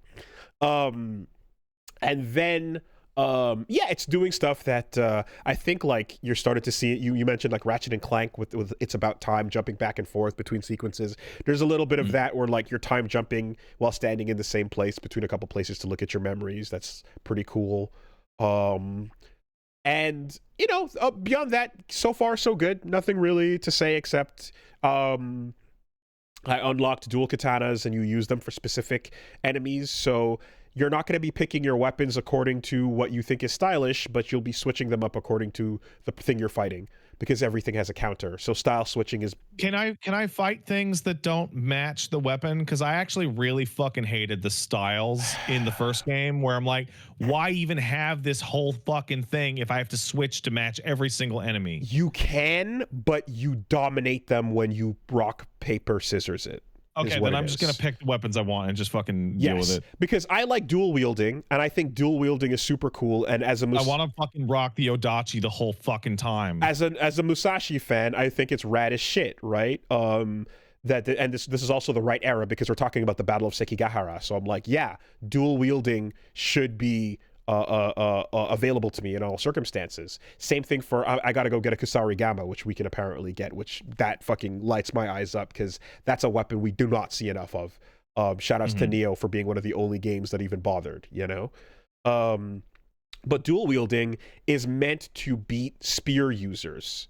It's not meant for single katana users. So you can use it to fight the wrong thing, but it's going to be harder because they're able to defend more and you have to wail on them.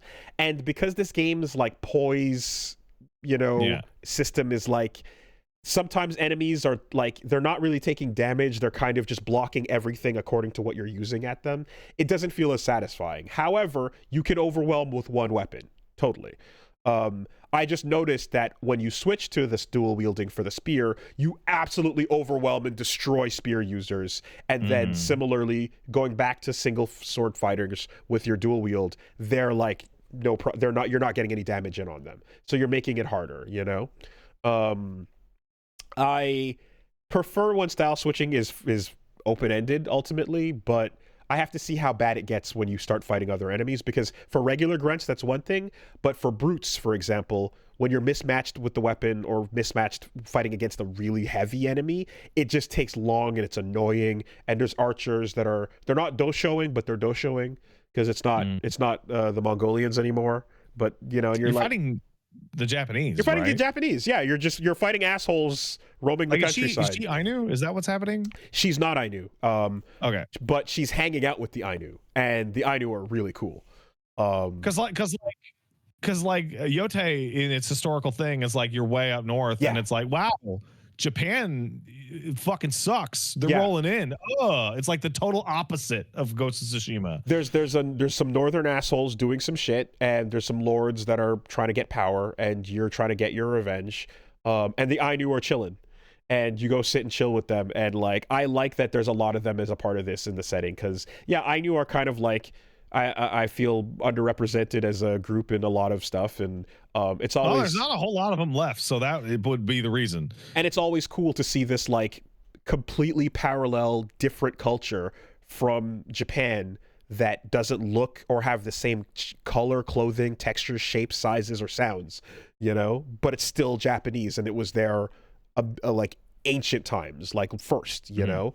I remember like one of the first times I even encountered or saw any of that in media was Samurai Champloo, appropriately enough. There was an Ainu character in that it shows up towards the end, you know. So that shit's cool.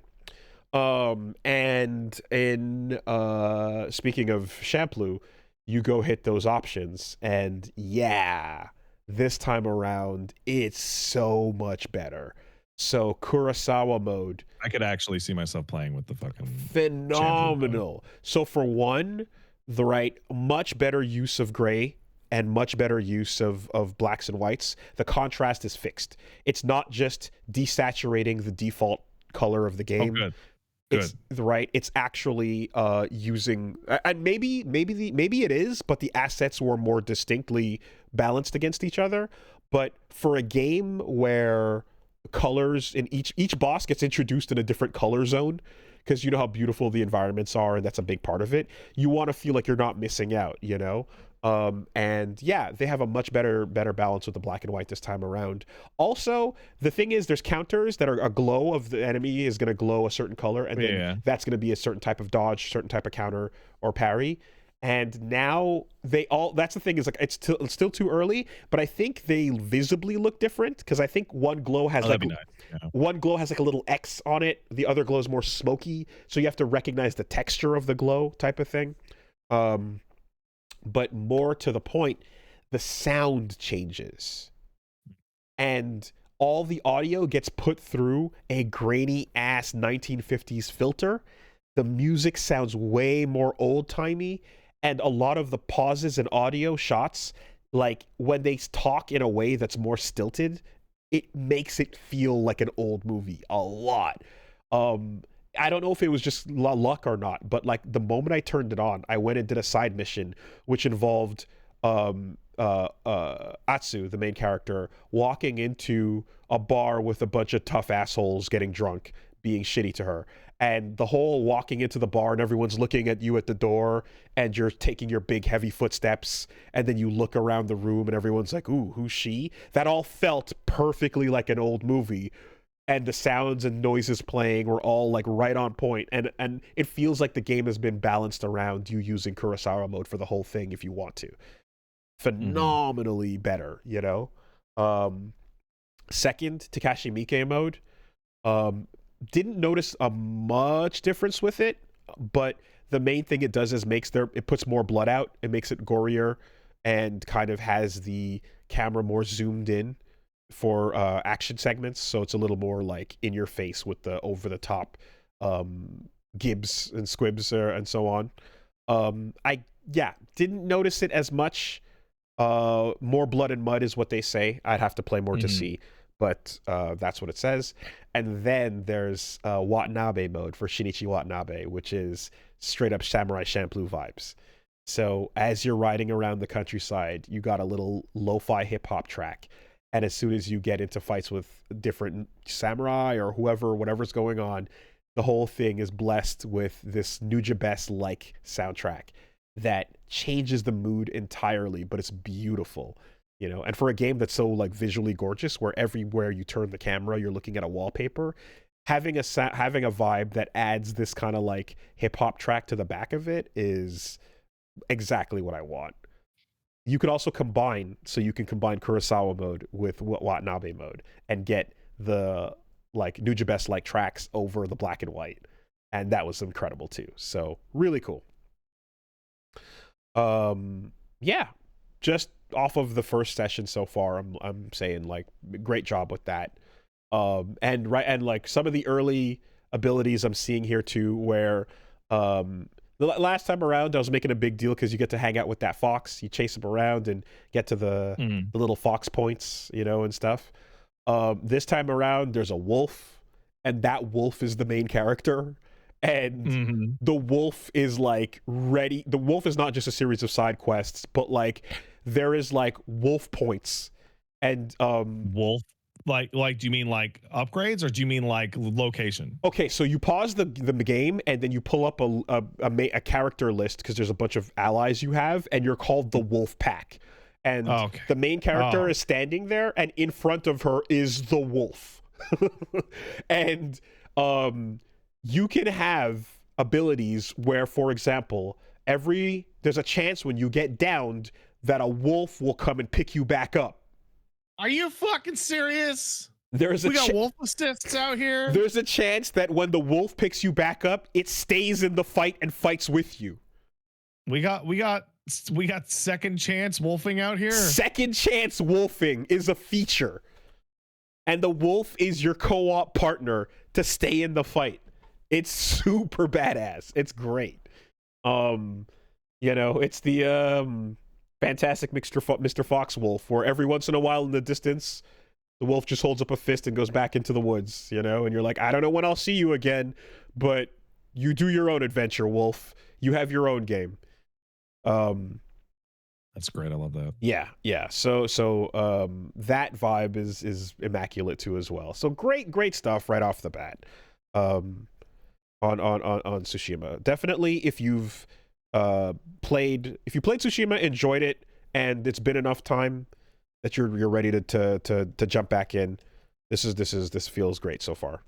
So I played Tsushima on its PC release, which means it is actually too recent for me. So I'll play Yote on its PC release where it will be just right. Also, do you know what Ghost of Yote feels like a game? It feels like a game that is wildly incompatible with a moving child. A stationary child, yes. But a child that can move? No. Tricky. I mean, I would say anything fairly large and open world, you know. Yeah. Unless you're willing to get bite-sized experiences that are less satisfying than you'd enjoy. Like I have been playing just a crazy amount of 2XKO and Hades 2, not just because they're new, not just because I love them, but because when everybody in my house is asleep and I have 90 minutes, I could fucking get some games in. There was a point where in the middle of a 2XKO match, I had to attend to getting a pacifier back in and make sure baby was chill, and just had to kind of stand still there. And bro, you are about to encounter the most incredible type of ranking in fighting games. You were gonna get like, man, I'm playing matches, I'm dominating. And you know why you're dominating? Because I had to get up and just walk away from my fucking rank up match. Well, I have to say that the person I was fighting in that match, when they saw me standing still and it was the middle of the set, they waited. They went, "What's going on? Punch?" Yeah. Okay. And then I got the baby settled and I put them in the bouncer, and then I picked the controller back up and they were like, "Oh," and then I moved a little bit and they're like, "Oh, okay, cool, let's go." And I was like, "Yeah." That happened a lot when I was like climbing to master with Bison, but like when I was in Diamond 4 with M Bison in Street Fighter 6, dude, I was like definitely master rank. Yeah. But I would just have to fucking get up and walk away from my matches all the time and just fucking lose. So my lose rate was like 50-50, but when I got to sat and complete a match, oh, dude, it was like 90-10. It was crazy. I love that there's still people that are like, the honor's still out there, you know? Absolutely. The only problem... And then sometimes you come back and you're fucking dead and you watch the replay and like, wow, they just went in. They just saw you weren't moving. They're like, yeah, give me the point. Now the only thing is, because again, the points, right? The only thing is sometimes when you're in the same room, you can be like, hey, sorry, you know, dad break or whatever, baby was fussing, or that, you know, you can get the message across. But if you're not in the same lobby, then those ghosts are gone forever, and you just, you know, no one will know, but I will know, and I will appreciate it. So that's cool. But anyway, that was Yote, that was Silksong. We'll get into 2XKO proper because there's a bunch of stuff going on with that. There's a bunch of, I did a lot of work this morning in getting a conversation ready for 2XKO. Okay. So we'll jump into that right after this, but I will say, I think what we're gonna do is we're gonna start back up slowly next week. I remember when I asked you like 2 weeks ago when you were going to come back and you were like, I don't know. And I was like, I want to know. Like, I actually want to know, just like everybody else. Like, I'm so curious. What are you coming back with? Well, so the thing is that the answer is I legit was not sure, because it's depending on how we're doing over here. And, you know, some days are better than others, but like... You're doing great is what you're doing. But what I mean to say is, thank you. What I mean is, so like, I don't want to leave Punch Mom, you know, feeling particularly like overwhelmed if I can still jump in there with support for this crucial period of time. So I'm going to be starting back up slowly, and I'll be coming back up next Monday. We're just gonna do a chill stream. What is that? That's the 13th. Yeah, it's the 13th. Yeah, we're just going to be back next Monday. We're just going to do a chill stream. We're just going to chill. chat, see what's So going on. Wooly, I more than anybody you probably know exactly how you feel on that topic. You have been blessed with a series of circumstances that most people are not, where you can go, oh shit, and get up and just run away if you're absolutely actually required. That is, Most yeah, people don't work at home and so can't hear their wife go, oh fuck, need a hand, and just go. yeah. Right? You are blessed in that respect. Yes. And depending on whether it's a yellow or red level of emergency poop, then if it's a yellow, I can run off and like Reggie can chill. If it's red, I'm gonna hit that be right back button. You know? If it's filling up and just for some reason there is more poop than there is baby. Also, the other thing is like, you guys obviously split your baby like your baby focused hours. Yes. And it's like, well, while you're streaming, those don't count. So just grab them as soon as you get off for 4 hours. Like just you figure out how to even it out. So my brain is kind of mush when I'm done streaming, but like same here. But luckily, babies don't give a shit as long as you don't drop them. Mm-hmm. Mm-hmm. Fortunately, yeah. Hey, dude. So I had a conversation with someone recently who is a parent, and I was talking to another parent, and there was a moment. I don't know if you've had any of these, but I bet I have. It was when basically we're talking about when to meet up and stuff, and it was like, okay, yeah, we can meet up at this point, and this is gonna go according to like how we basically I described them like, okay, so when I get off the night shift, and Punch Mom tags in, then we'll be able to make it over to at this time, Yeah. And then the person was like, upon meeting up later, was like, so what do you mean by shifts exactly? I was like, when like mom goes to sleep and then I'm on watch and then you're up, and I feed and I do that so that there can be an extended sleep and we can all stay sane, and they're like, well, okay, like, and then kind of turned to like mom was like, I was around for like stuff, right, when we were needed, and mom was kind of like, oh no, you've caused a fight. You caused and a fight. It was like what you mean like you completely are like you're just the only one watching, and I was like, yes, because that's okay. Hold on. Let's be fair. Let's all be fair. Let's all prep for this. Okay. Most people don't work at home. Most people don't have dipshit, dirtbag, 100%, cushy 100%, social media jobs. 100%. Some people go work in a fucking factory and break rocks for 10 hours. And if you come back and you've been fucking, you come back from the coal mines and you're just you're done. You're cooked. Some totally. We don't know everybody's family situation, but you actually do know this person's family situation. Yes. And are they working in the coal mines? It was not the coal mines, but it, yeah.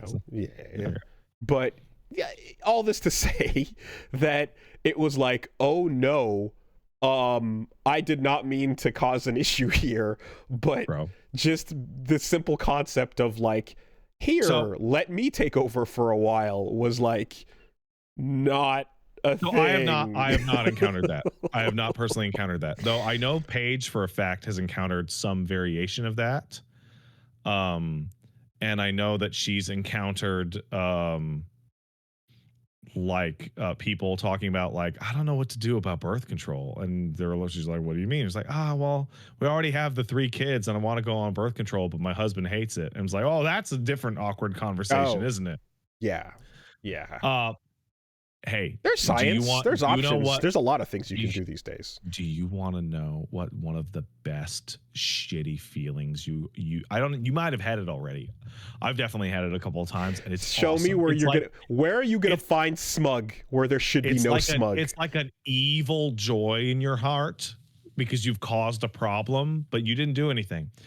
You're strollering, right? Maybe grocery store. Grocery store is a big one. You're strollering, and you have just the cutest little baby in the whole world. and a couple in their early 20s walks by, and the lady looks and goes, "Oh my God, what a cute baby," and the boyfriend's like, "Whatever." And you look at her reaction and you're like, I have just caused a fucking fight. There is a fight that is going to happen in like 1 hour. Yeah. I'm like, oh man. Yeah.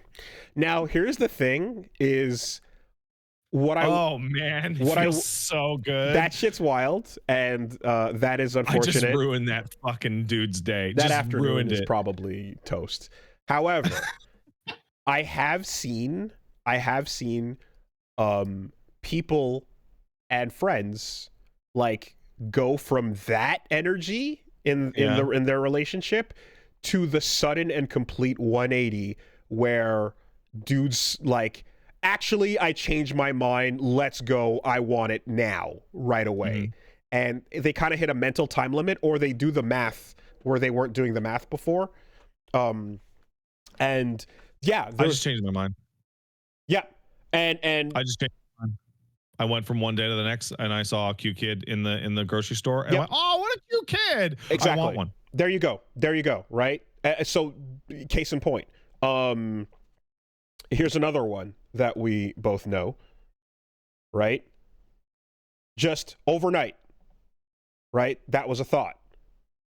So it's kind of like, you see that energy change, and you're like, oh well, okay, that fight is potentially a day ruiner, but also there's a chance that, fast forward, who knows, whatever period of time, and someone might just be like, yeah, you know what, actually never mind, and then I'd say too as well that the there's always that big old study that we talked about where it's just like, what happens to your average happiness, and I think I've quoted it I think we brought it up a couple times on the show, but like, it's the one where on average your immediate happiness shoots into the dirt the moment you have a kid because of the amount of stress and bullshit you have to go and deal with, and it's tough. It drops. It can be a little tough your happiness drops off monumentally, and then each kid is on a discount.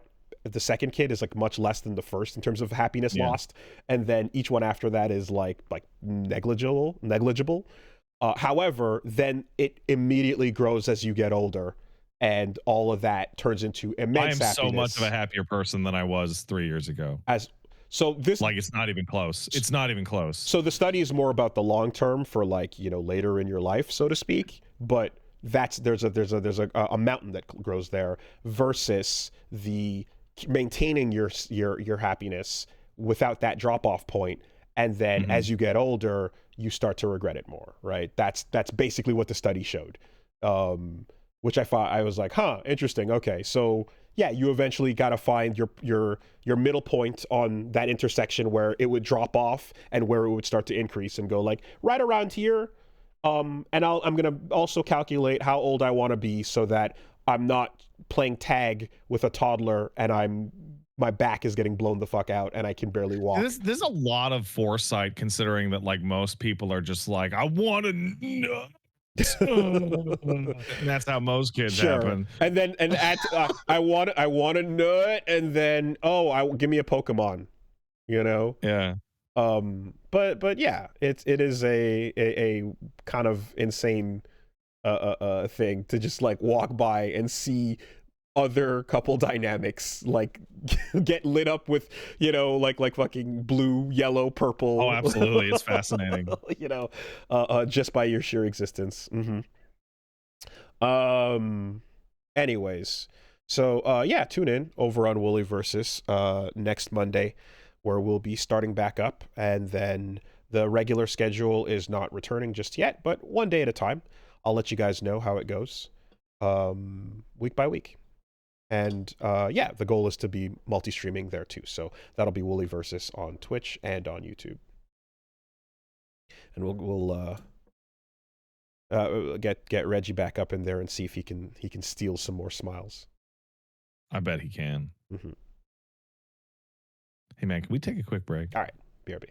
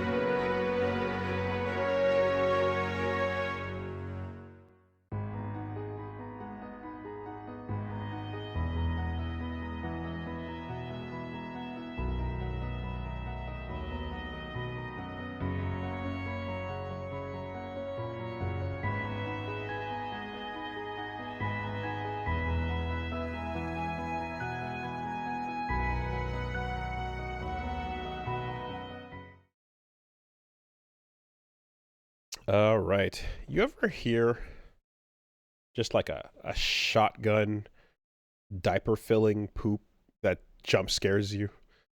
Nope. Had one of those yesterday.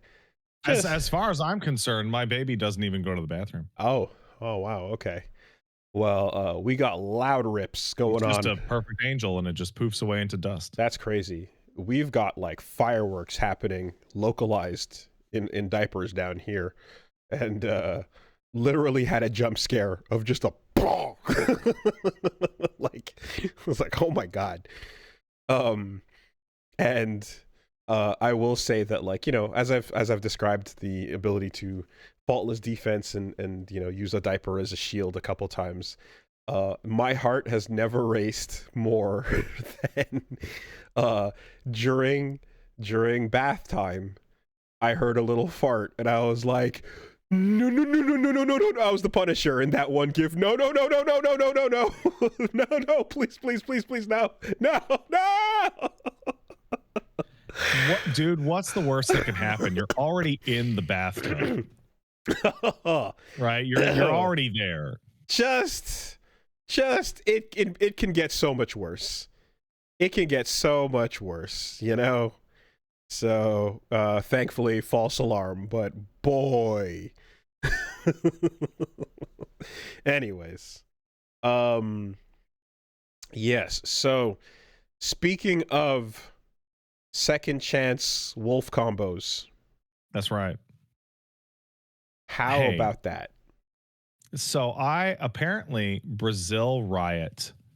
So apparently the idea that it's all on purpose, the way they leak things, is kind of kneecapped by the fact that apparently Riot Brazil just leaks like literally everything they ever do. So yeah, it turns out, okay, so there's two things, right? One, the official 2XKO reveal marketing strategy appears to be, yeah, we don't give a shit. Just leak that shit. And put shit out there, and whoever sees it is gonna go, wait, what? And you're gonna be like, yeah. And that's it. I texted you about this and it was like, well, because people like us are following that shit, but most people aren't.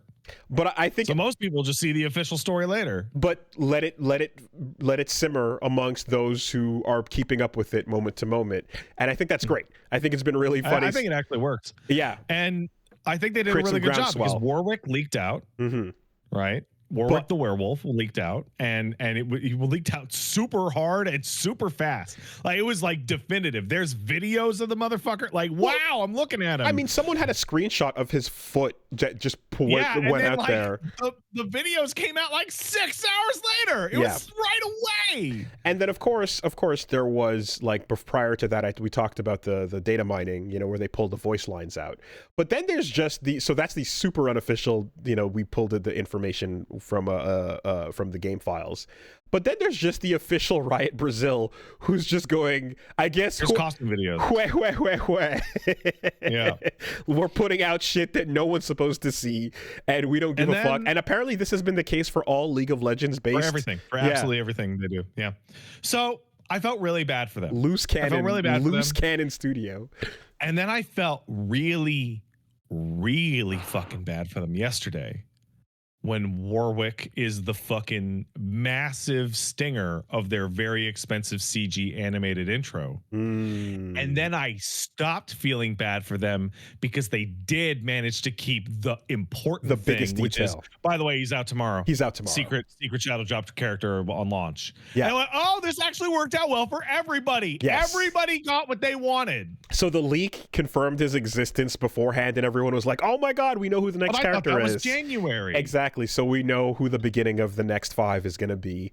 And then they're like, yep. And then you get the big intro, which dropped, which is pretty cool and proper expensive, which, as to be expected, because look at their music videos. I was like, this better be cool. And yeah, it was dope. There's and then a lot going on in that trailer. That's really funny. But yes, the big thing with this is Teemo will be dropping, as will Warwick. So there'll be 2 new characters right off the bat. So we're going straight. And also that's 3 weirdos in a row. 3 freaks in a row. 3 freak picks in a row. And we're straight to 11. on launch with that. So good job on that. Plus a big detailed Congrats, post. we've hit the freak ratio, which I think we said was between 25 and 30% of your roster has to be freaks. Hey, there we go. That's 27% of the roster is freaks now. And then the other bit is by giving you access to, you do the tutorials, you get one champ token, and then you do some of the missions and you get a second one.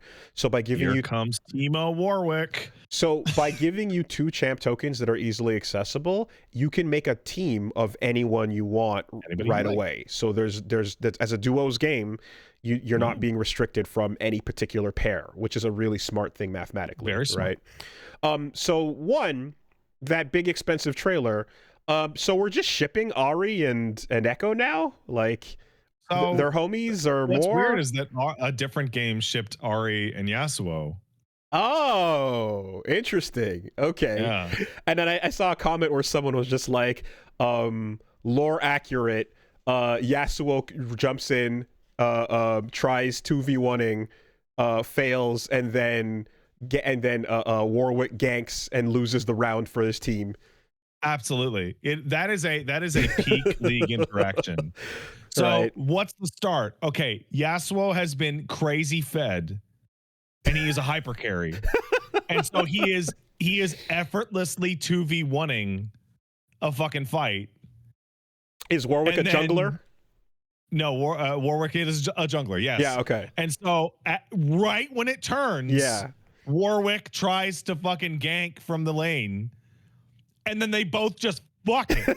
They both just fuck it. Completely. Because the 2 other people actually work together as a team. Yeah. Also, I find it like it's cool because you have like, you know, they're not willing to just do, I can see that they're not willing to just do an intro cinematic with cool music and showing off the characters. They're going, hey, fighting game. Yeah. They want to have a little bit of a story going on, right? They want to have an emotional thread. So here it's and so they have like the definitive moment of both of those characters' backstories presented. Yes. And Echo's trauma and Ari's trauma, and they're both, you know, they're leaning on each other, and they both find common ground, and they're able to make a friendship or more and come together as a team. Yeah, and that's really cool because you're like, oh, that's great. They're the official poster canon team for this game. All right, and now Yasuo, who I was not under the impression was this big asshole, is just coming for them and swinging and being not only lore accurate to League of Legends with the 2v1ing aspect as you described, but also because he's such a shit at being the top tier character in the game, I'm like, fucking get his ass. Fuck Yasuo. Did you see the fucking you got tweet touched. that I made about this? No. I said, first of all, I think Yasuo 2v1ing the opposing team as he is like the most broken character in the game is fucked up. It's fucked up that they put that in the cinematic. He's a villain. He's absolutely the villain from his balance. But also, then the day that video game came out, that video came out, he was hit with multiple pages of nerfs. Yeah. He is like, this is, they took a bat to that dude. Yeah. So Echo is also incredibly strong and incredibly powerful and sitting on top of this list. But the power gap distance between the two is very notable because Echo is annoying and is a lot better than the rest of the cast. But Yasuo had no weaknesses. Yasuo had no weakness. So he was a fully completed, kitted out character that could do everything. But so back to this cinematic though. And then at the end, you get Blitz and Alawi jumping out. Weirdos. Yeah, here they come. Very cool, very nice cinematic, nice music. When I see The Ties That Bind, which is the name of the song, the first thing I think of is Street Fighter 4's shitty anime, right? Because that's what it was called.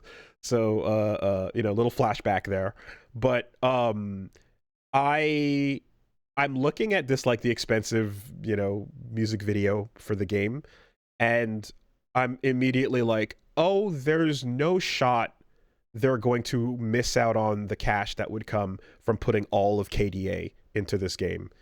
And having the costumes available. And then we'll have more to talk about that exact thing in just a second. Because I did some math.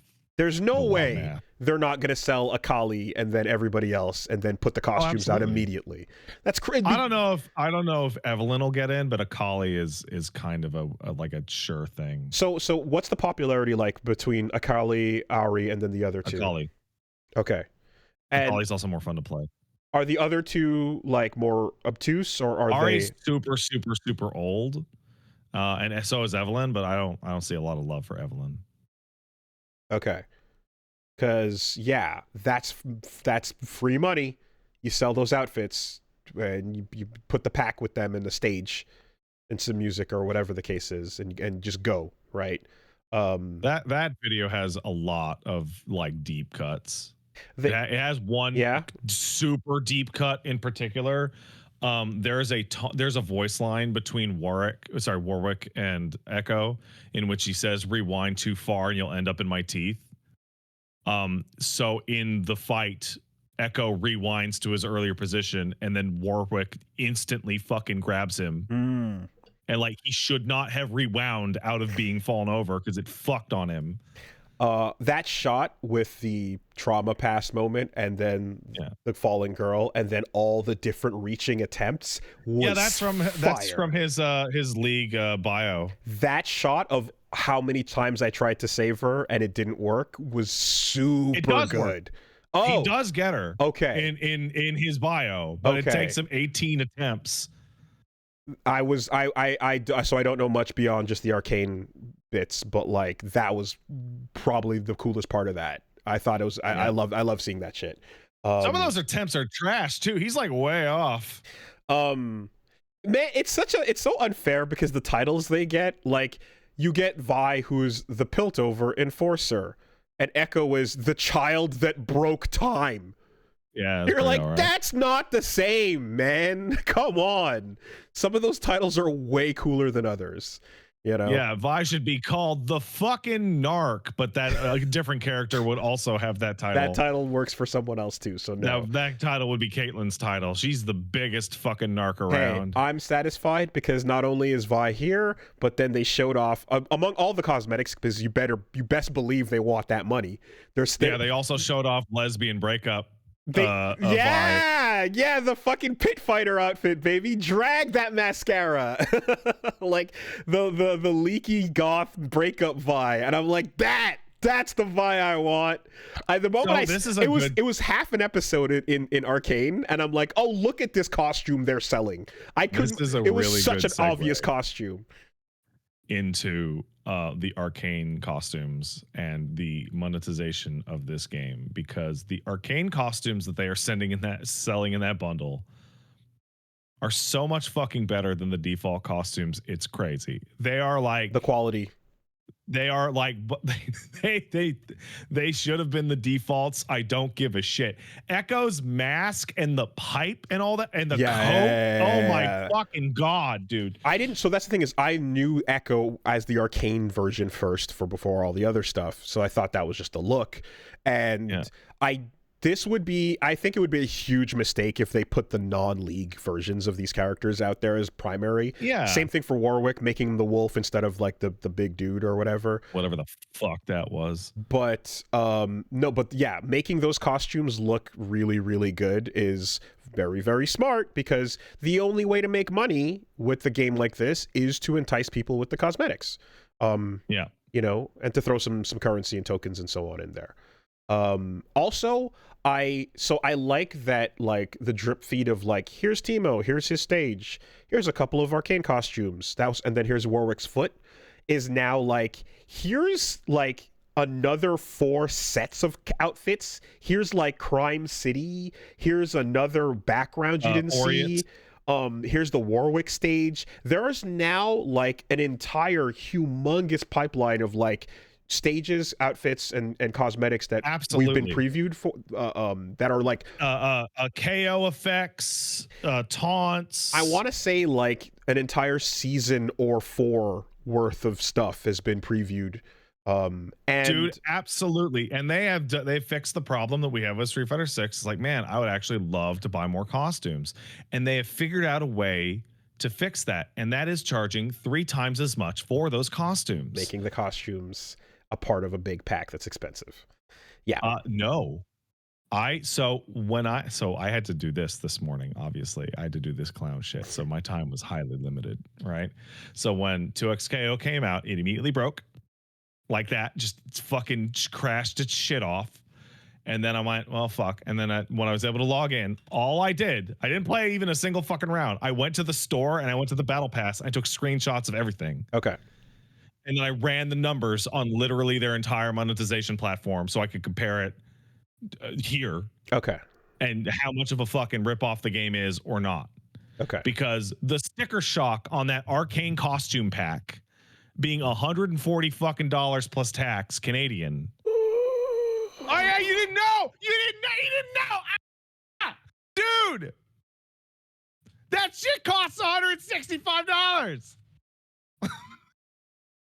Wow. Well, let me run the math on it. Okay. 140 times 114 is equal to it costs $160. I thought. Okay. I thought less. You did you? What did you think? And then what did you think? What did you think it was going to be? No, I mean, I thought you were talking about like, $20 for the skins and or so, but like, I saw. There's plenty here to talk about. Because I saw that there was the like conversion of there's points that you earn, there's the whatever fight money, and then there's like a 3-week period before you spend real bucks. Let's just start this from the top, okay? There are 3 currencies going on in the 2XKO video game. There is real money dollars, which no one needs any explanation. There are credits. Credits are the free-to-play currency that you would earn from, I think you get 10 a match, you get 250 for a daily challenge, and you get 750 for a weekly challenge, of which there are 3. If you were to do all of your dailies and all of your weeklies every single week, you would earn approximately 7,500 credits. A character costs 10,000 credits. So in a week and a half of free-to-play playing, you would earn enough to get a character. However, you cannot buy a new character with free-to-play currency for the first 3 weeks of their life. Right. You cannot do it. They are sectioned off for paying customers only, which are for real money dollars, which includes buying the most expensive version of the battle pass, or a token, or something called KO points, which is their fake money currency. And KO points are in US. I mean, I have it all written down here. In US currency, a KO point is approximately $5 for 500 KO points. Okay. So it would be $100 for 11,500. Right. So, and then tokens, character tokens are also parts of certain passes, certain battle passes, or bundles, or certain bundles. Exactly. So there's other ways to get those too. Sure. Costumes cost 2,000 points, which means costumes cost 20 USD. Right. Okay. Straight up. Colors cost approximately 5 USD. Stages cost approximately 5 USD. Characters cost approximately 10 US dollars, but are obviously the thing that you should spend your free to play shit on the most if you're not buying things, because they're fucking characters. So there's hold on, I got more. I gotta go through the whole fucking thing. The battle pass has 3 versions. The battle pass, 4 versions. Fuck. It has free, which includes basically nothing, but it does give you a Teemo skin. It has a one that's $10, one that's $20, and one that's $35. These include the normal battle pass, your battle pass plus 10 levels, and the fanciest $35 battle pass includes a skin unique to itself, which is the Warwick skin from Arcane. Okay. So it's expensive. Yeah. It's really expensive. This is on top of that, your bundles include KO points and character unlock tokens to muddy the value, but then I mathed it out. So the $140 starter ultra fuck pack or whatever comes with 3 costumes. It comes with 8 character unlock tokens and 5,000 fucking credits. Okay, so that is basically a premium edition that is future of the game. Okay, so you're buying the costumes there, but you're getting 8 future characters. So I ran up the value of the character unlocks and I ran up the value of the KO points, and it makes the bundle. The way that the math on it works is that if you buy the fancy $140 bundle, the costumes add up to negative $40. Okay. So buying the character passes, yes, cash, and buying the KO points cash would come up to 180 Canadian. But if you buy the super starter bundle, it's 140, negative. And they throw in the 3 costumes with it. Right. And 8 tokens is, I mean, more than it's a year and a half. That's a year and a half, exactly. Yeah. So so you're basically, so what it is that bundle is actually the season pass plus the exclusive, the base game stuff. Yeah. And that's separate from the battle pass stuff. So they've created a situation here where if you're going to be buying every character the day they come out because you don't want to wait the 3 weeks. Mm-hmm. And if you like those costumes and you're going to be spending KO points on cosmetics that you want right now, that is actually, I'm going to use air quotes, the best value. For somebody who is buying in on 2x KO, that thing is the best value. For a normal person, that's why the battle passes are a enormous step down in cost for people who'd like to spend $20 or like $30 every couple of months. Mm-hmm. They offer a bunch of costumes. Like I didn't do the value on it, but like you get 4 costumes in the battle pass for $10, which puts those at $250 compared to fucking 20. So the battle pass is actually 10 to 15 times more valuable than any given costume in terms of the game's own economy. So also the costumes for Arcane you cannot get anywhere else other than the most expensive bundle. And it is time limited. It will leave in January. 2026, I thought. I saw December 31st, 2026. Yeah. Yeah, so 26. Yeah, so it's next year. It's a full year. It's a year. It's there for a year. Yeah. So sounds like so the monetization plan is ultimately, what are you somebody that wants to pick and choose an occasional purchase of buying whatever small amount is, or do you want to hit one of the battle pass kind of gacha timelines? Not gacha, what's the word I'm looking for? Well, anyway, but like, do you want to be the medium, like every couple of months spend, are you whaling, dolphining in, Dolphin Plus or free or minnow, or so. Or you can be the I don't care, just give me it all, and then give me all the future as well type of thing.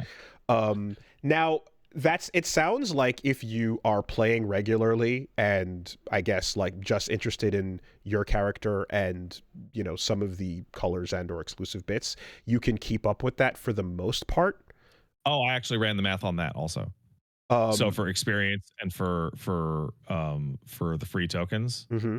So you get, if you do all your weeklies and all your dailies, you get 7,500 of the free to play currency, which is enough that if you just start saving up on the second week of a season, when the character comes out, you will spend 1 day playing and immediately unlock them. Okay. But that is, of course, if you're the type of person who can, in your heart, wait 21 days from the release of a new character to play them online. Yeah. So there's I guess again this monetization plan is one that asks you to look in the mirror and decide what type of person you are, right? Yeah. Do you just care about, do you only care about the character you care about and that's it? Do you want to focus in on that and the specifics you want for them, or are you somebody who likes the overall collection? I was seeing how when I was playing Rivals, for example, I kind of was going like, oh, well, I don't use Venom, but I want that Marvel skin because that Marvel versus Capcom skin is cool, right? I see myself being, in this case, this is the one where I'm like, oh, well, first of all, this is a fucking game that I really enjoy, so I'm going to definitely highly lock in on the characters I care about the most, and anything extra for, like, a character I don't really play, unless it's really, really, really pulling at me, I can probably avoid it and not give too much of a fuck. So out of this entire thing, if I can actually make my personal objective or subjective judgment, whatever, Yeah. by far the biggest rip in this store is individual costumes. They're like 20 to 25 fucking dollars for one costume for one character. It's fucking nuts. Buying it piecemeal. That's like 2 of the battle passes. Right. Like what you are have the to fucking be like, I need Crime City Darius now in order to fucking fall for that. Did you see what the top up like amounts were? Yeah, I have a picture of them. Hold on. I when I say I went in to do this, I fucking meant it. The top up amounts are, this is CAD, okay? So I know most of our listening audience is from the USD. States. You're going to have to adjust these down 40%, but this is a CAD. It's $500 for $7. It's $1,000 for $14. It's $2,200 for $28. It's $4,500 for $56.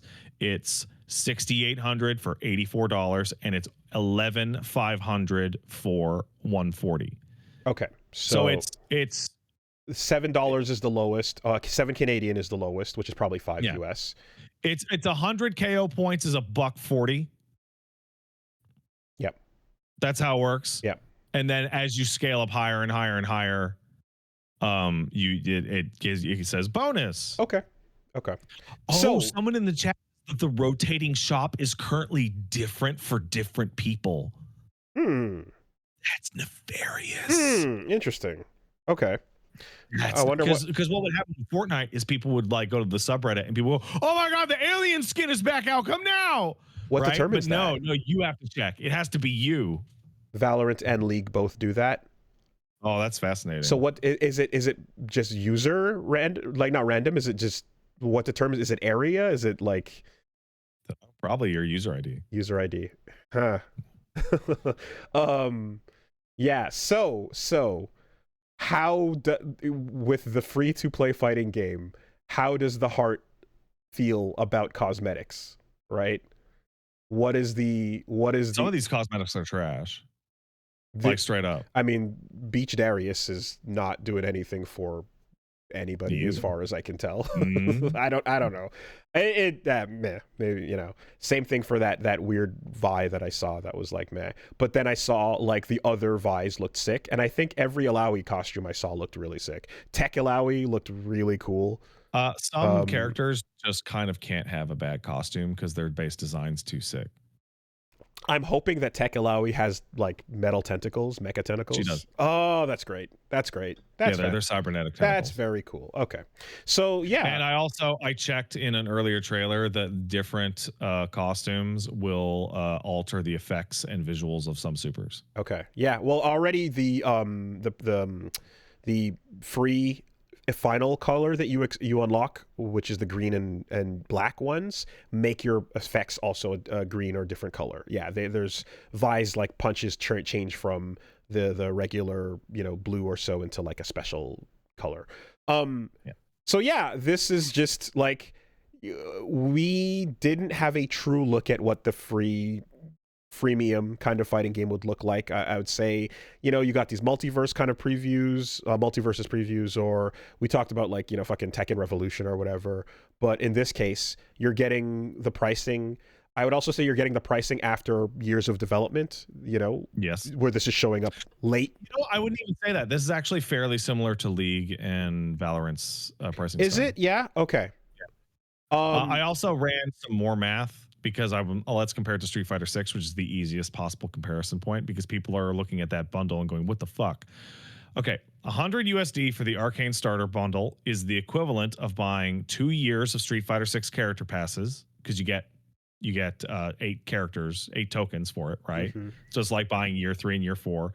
That's $30 twice in USD for Street Fighter, so you're up to 60. And getting enough currency for 2.5 costumes in Street Fighter 6, that'd be about $20. And getting 3 costumes for free, which is about $20. So that particular bundle, with the things you get in it, evens out to the equivalent in Street Fighter 6, but only once. And then you get to go, but I got Arcane. I just tried to fucking call a game car Arcane.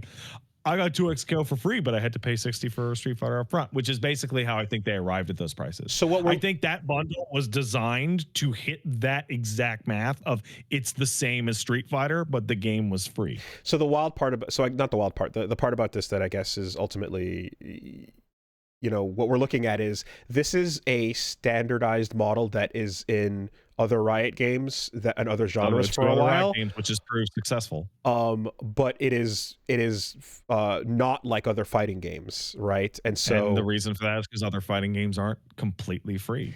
So we're looking at really adopting non-fighting game models of monetization completely for in this particular case, and seeing if it's going to work. You know, so it's how much does your heart yearn for the cosmetic?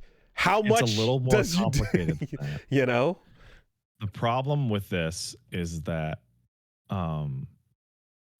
Riot did in fact go for a way cheaper, way less mentally manipulative pricing model on one of their games, and that was Legend of Runeterra, their card game. Oh, true. And that ran it straight into the fucking ground. Everything was free, and everything was like giving you everything too much. of value was free, yeah, and could easily be acquired. And then the skins were like pricier than you'd think, but they were nice. Yeah, but no one bought them. Okay. Because who gives a shit? I just want the cards. Yeah. They were too generous. So it's this one thing where it's like, hey, you know what? Let's be good. Oh, we're broke. Okay, so let's not be good anymore. And I fucking okay. There's another part of this that, well, I think this is more me. So I'm, you know, prepare for incoming woollyisms.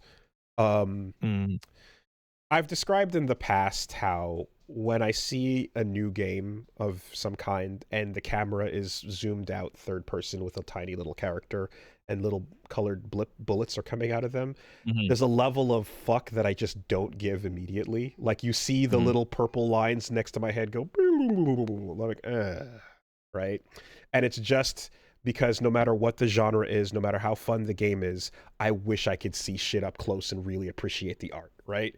I just, you know, and so, and this is in the best of cases. I fucking love me some Hades. What a great game. But in a lot of cases, you know, when I look at a League of Legends, I'm like, it's so tiny. It's so far away. I know it's the game, but it's based on whatever. Yeah. So when a cosmetic in a game like that comes out, I can easily see myself giving way less of a shit because it's a tiny little guy versus a cosmetic in Rivals or Overwatch or whatever, where it's up in your fucking face. You're staring at it. More so it's third person. You're looking at your cool costume the whole time. I think if every skin in the world was the same value, that fighting games would have the most valuable skins objectively, because in a first-person shooter, you don't actually see your character, and in a MOBA, you barely see your character. Right? Third-person action or third-person game like Rivals, you can see it the whole time. And in a game like a fighting game, there's nothing to do but look at that skin. So I really do care about that aspect of it. And yes, I know it's a me issue, and I'm okay with that. I like the cool art. I like the cool designs. I don't care as much when I can't appreciate that. Now, if the genre is one that's still super addicted to me regardless, then that's going to be a part of it.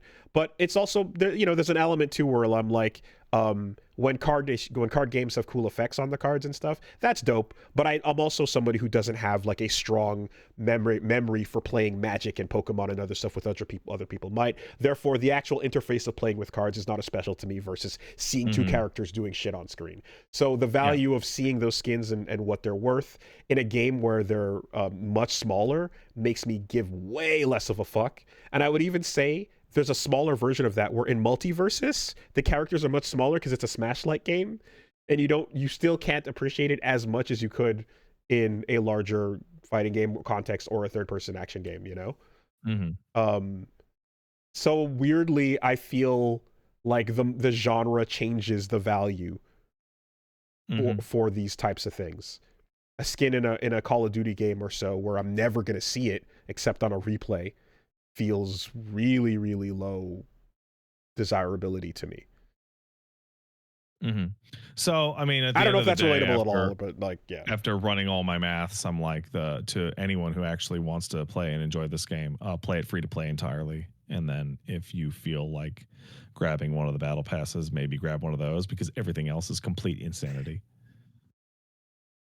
Yeah, well, so the way I always feel when it comes to anything I'm playing that's free, and where the grip of FOMO has not been pulled, and I'm not feeling like an addictive call. Well, although in this case I was definitely like, man, I could go for some matches online right now, right, when it was in the downtime.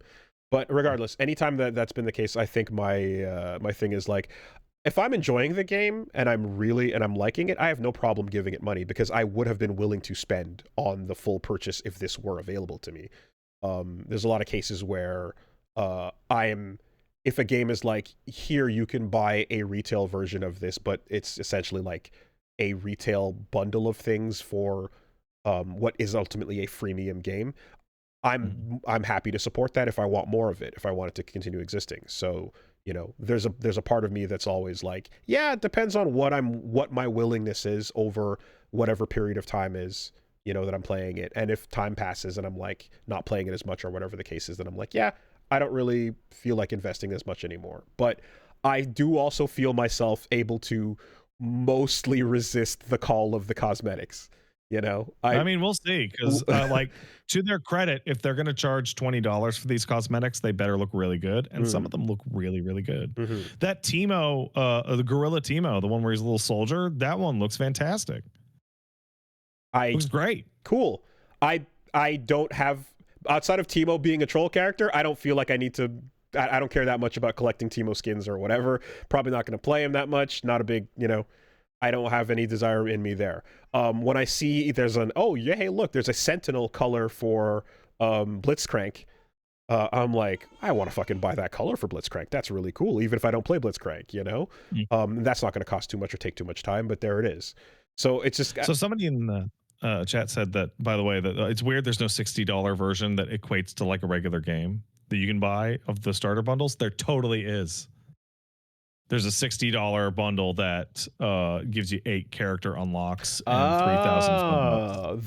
The retail quote unquote version. Yeah, it's the version that but it doesn't get you those hot ass arcane skins. Okay. Well, I think is a good idea. I generally am like, yeah, if a game is free but it gives you what is the equivalent of purchasing it, if you wanted to. It doesn't give you the owl echo, and in fact actually shows a picture of regular Jinx and Echo on the picture. And the picture is slightly smaller than the really expensive one.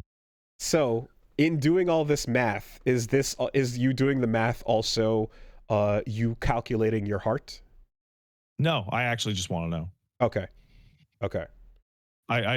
So this being the first fucking free to play fighting game, the thing that we've been talking about forever and ever and ever. Yep. And as the sequel to Riot's game that didn't use fucked up monetization, the one that I cared about, Legend of Runeterra, I'm more interested in how the economics of this game works than I am playing it. And I really like playing it. Yep. This is fascinating to me. I think it's going to work.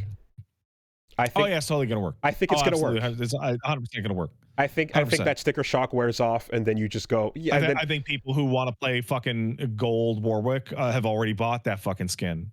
If you're telling me, and they're like, I don't give a fuck. I'm just gonna play Warwick all day. If you're telling me it already worked in League and it already worked in Valorant and it didn't work in Runeterra, then I think it's going to work here. The other thing I will say, and this is to their credit, I ran the math on it, and if you play the game regularly, right, you can get about 30,000 of the free credits a month, right? And a character costs 10, but you capped at 12. You're capped at 12, so they want you to spend it, right? They want you to spend it on colors and stages and shit like that, which can't all be purchased with free to play currency. So if you are a person who's like, I would like to play this game and never spend a dime on it, that is absolutely, completely viable. But you got to play. But you have to play, which is and when when fucking Pike or fucking Nautilus or Tom Kench or fucking Talon or whoever the fuck you're simping for super hard forever comes out, or Bard, or, you know, and you go, oh, fuck, I don't want to wait fucking 3 weeks. Yeah. Oh, Yeah. you just got to be strong. You got to be strong. And so, and this, I saw this as well with like Punishing Grey Raven and so on, games where it's like, all these types of games where you're effectively like, you can get the thing, but you gotta fucking play. And you got to play, you got to jump in there and stay on and so on. Like Dante was free in Punishing Grey Raven if you got to a certain level of the monthly event. I think that the missions that they have make it actually really easy for anybody that plays somewhat regularly fighting games to get a free character every single time. I was not expecting to see that many missions. It's surprised there's like 22 per character or so. By the way, I said there's 30K free credits a month. A character only comes out every 10 weeks. So by the time the free character rolls around, you're over limit. You'll actually have about 75,000 credits. So you actually had time to spend it on a dozen costumes, a dozen colors and all the stages by the time the free character comes out. Yeah, the reason the cap exists, by the way, is because League players got so much of the free currency that everybody who played League during the first couple of years will never have to buy a character ever again as long as they fucking live. I remember, yeah. And Valorant, isn't that crazy? And Valorant went too hard the other way, and then they changed it to this with the remainder. Yeah, they've had years of data to put this all together and see what'll work best on the plan. So this is kind of, it's fucked in the sense that it's like, I know these moments because I remember the moment when we talked about the Mona Lisa photo of like the difference between Brood War as an expansion pack and DLC that was made as part of the base game being sold to you. And over time, the slow cooking of the frog pot turned up and we just got used to it. And now you're like, please, okay, we know this is what's normal and we've all gotten used to it. Please don't be abusive about it. And if you're telling me here now that you're like, the version of events where things are too nice on people leads to a dead game, and the version where it's ridiculous up top leads to a living game, but you have to choose within yourself to not give in to that, but it'll ensure its survival, then it's like it's we're a on really the cusp good example of other free-to-play fighting games that want to kick in to this type of model, that are IPs that are less popular than League of Legends will need to be even more egregious and abusive and pricey on this shit. And the data is apparently that this is the way it works if you want your game to survive. The only reason they can get away with that fucking $100 USD thing is because Arcane is attached to it. And Arcane is what people that, non-League fans. This might as well be the fucking Arcane fighting game, exactly. Too. Like, it's nuts. And I'm somebody who knows Arcane more than League. So I'm like, yeah, I see it. The person who's like a fan of that Netflix show that's like, oh yeah, this thing, cool, you know? So it's this really complicated thing. It's a really excellent view of exactly all the costs and benefits and pluses and minuses of a free-to-play game in general. They have made it absolutely reasonable to play this game forever and never spend a dime. Like, genuinely, I've done the math. I've looked at the missions. I've played the beta for weeks about how the missions work. If all you want to do is get every new character and always be able to play, wait a little bit, save up the currency, it's super easy, blah, blah, blah. However, as you do that, the game will be actively manipulating you every time you log on by showing you everybody else with their cool ass fancy costumes and hit effects and special KOs and taunts and shit like that. And then they will have then they'll have the little piece of the little baby crack, which is the free battle pass, which is going to give you a skin every 3 months. And then they're going to be like, well, it's only $10 for like the real battle pass, which gives you 4 skins and like all these. I don't know. And now you've put your credit card information into the game. Yep. I don't know where the limits are between giving a fuck and with cosmetics versus just playing base game and sticking with it and enjoying that. Right. It's because it's personal. It changes for everybody. I know that you can make it especially exploitive in certain ways One of the ones that comes to mind, which always I find like is bullshit no matter what, is if you cannot buy a specific thing that you are looking at. The only way. Oh, you mean like the Arcane Warwick skin, which is exclusive to the $35 Battle Pass? No, what I mean is a loot box. What I mean is a loot box. Oh yeah, no, there's no loot boxes. I mean a thing where Yeah. I mean a thing where you have to roll multiple times to gamble to get the thing you're interested in. I would much prefer crazy high prices than the fucking dice roll. So that's what I'm saying, right? Is when that was a part of the Overwatch thing and a bunch of these other games and so on. That was way more upsetting and abusive to me because it's like you're not just tapping on FOMO, you're also tapping on gambling addiction with people and getting into this whole realm of like, go fuck yourself. You can't even be the person who says, I intend to just spend on one thing and I'm otherwise going to stick with just playing the game for free.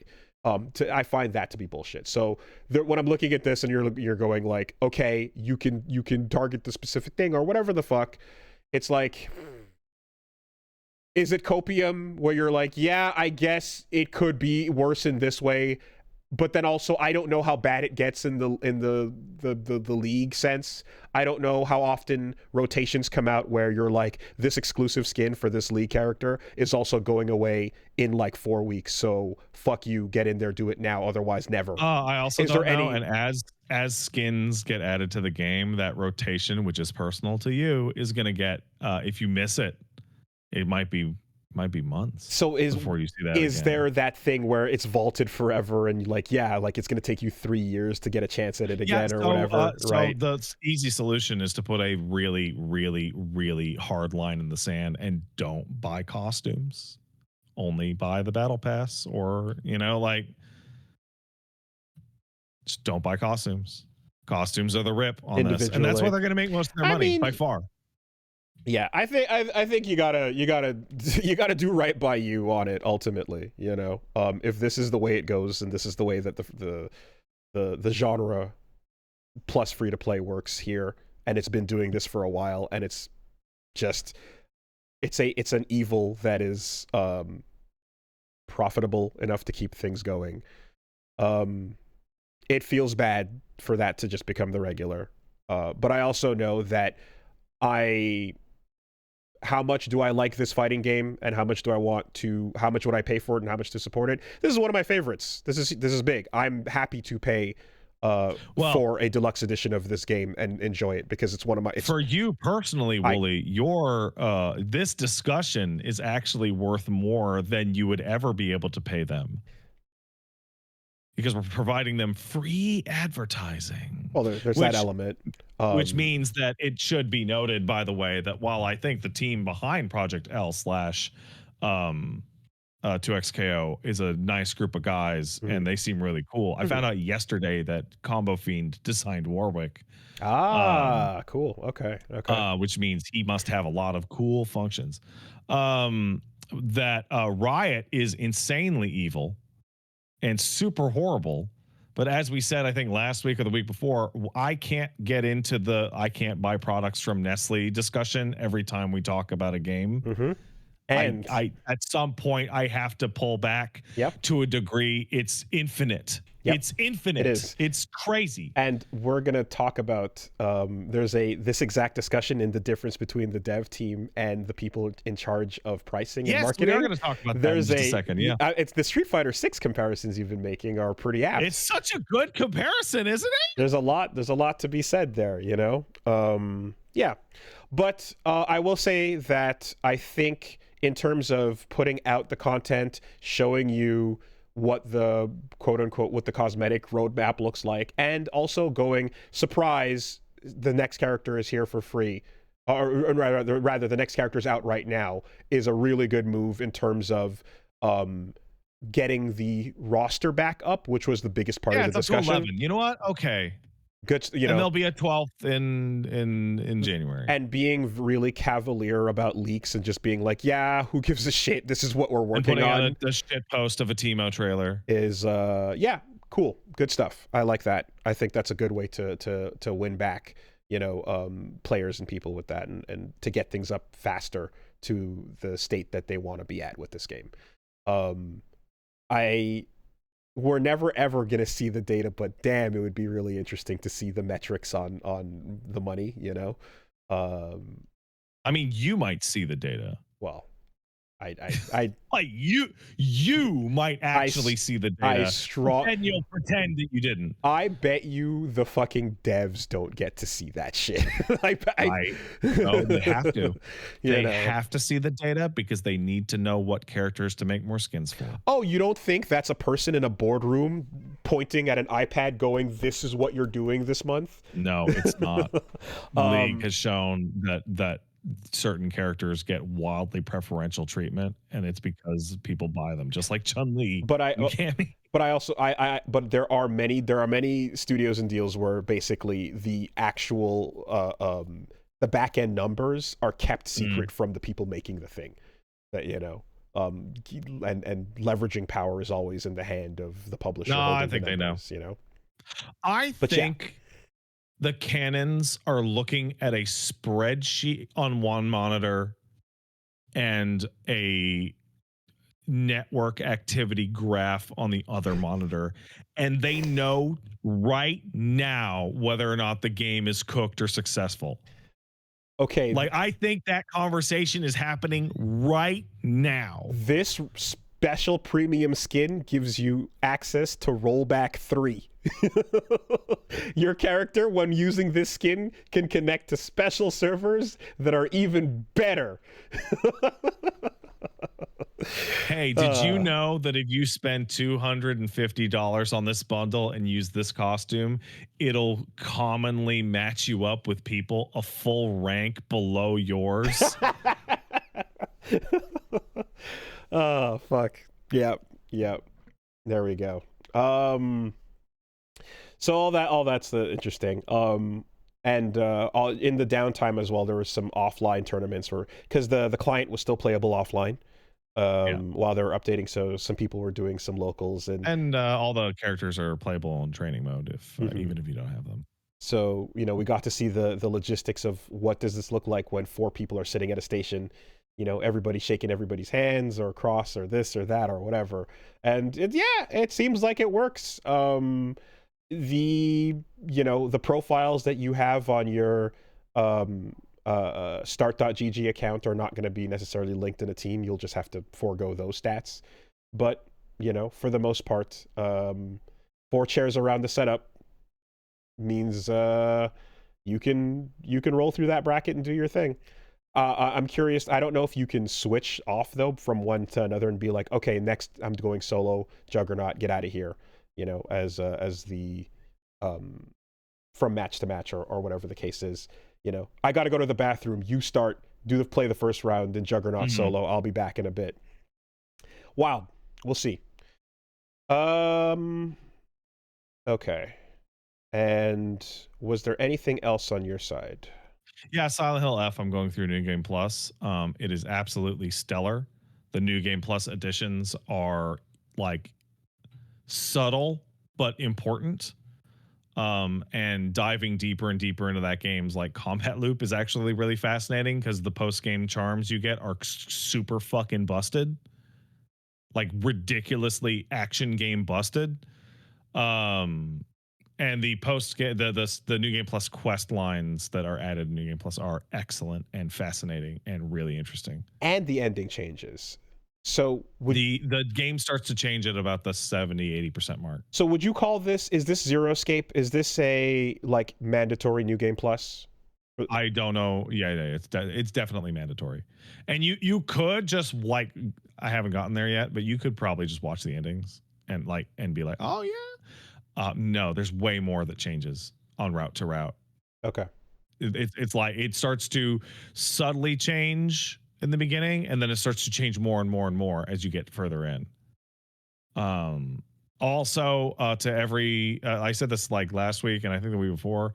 It's not even Silent Hills. It has nothing to do with Silent Hill. I have now found 3 definitive important links to Silent Hill 1 in this game that make it very clear that this definitely fits into the core canon of Silent Hill.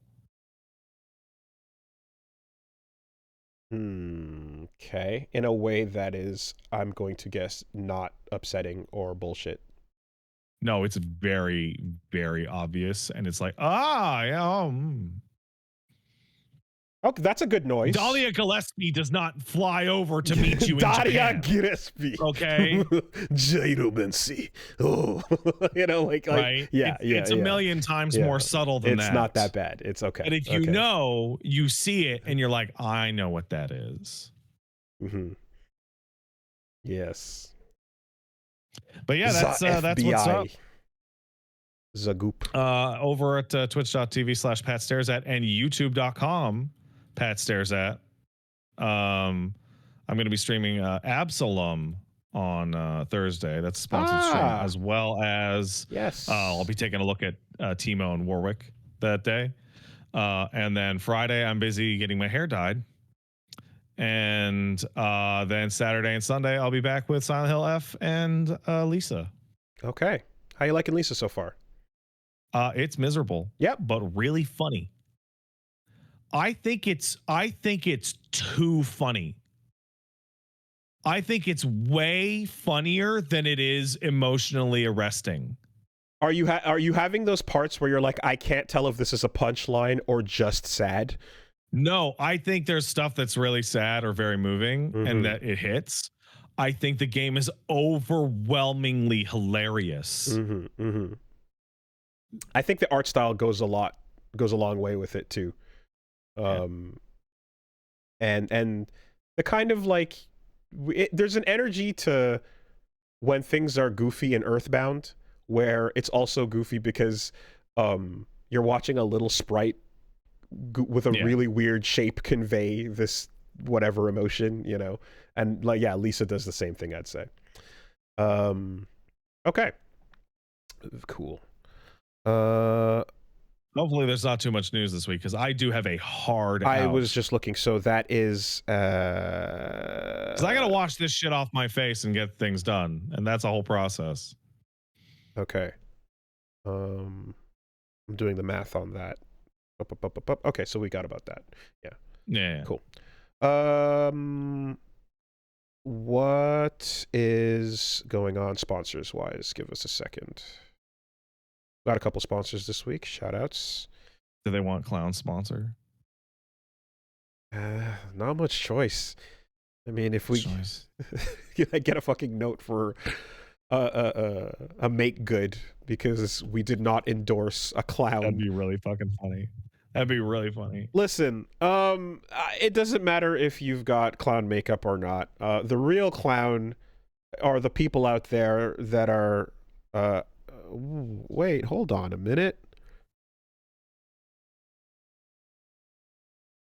Guys, sorry. Okay.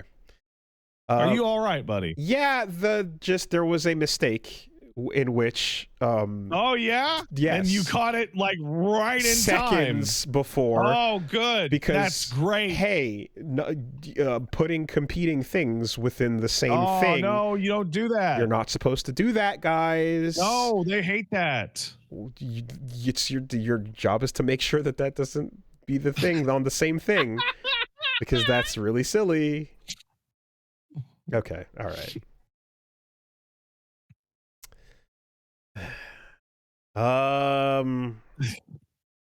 This week the podcast is sponsored by Shopify. Cha-ching. Bro, I love Shopify. Cha-ching.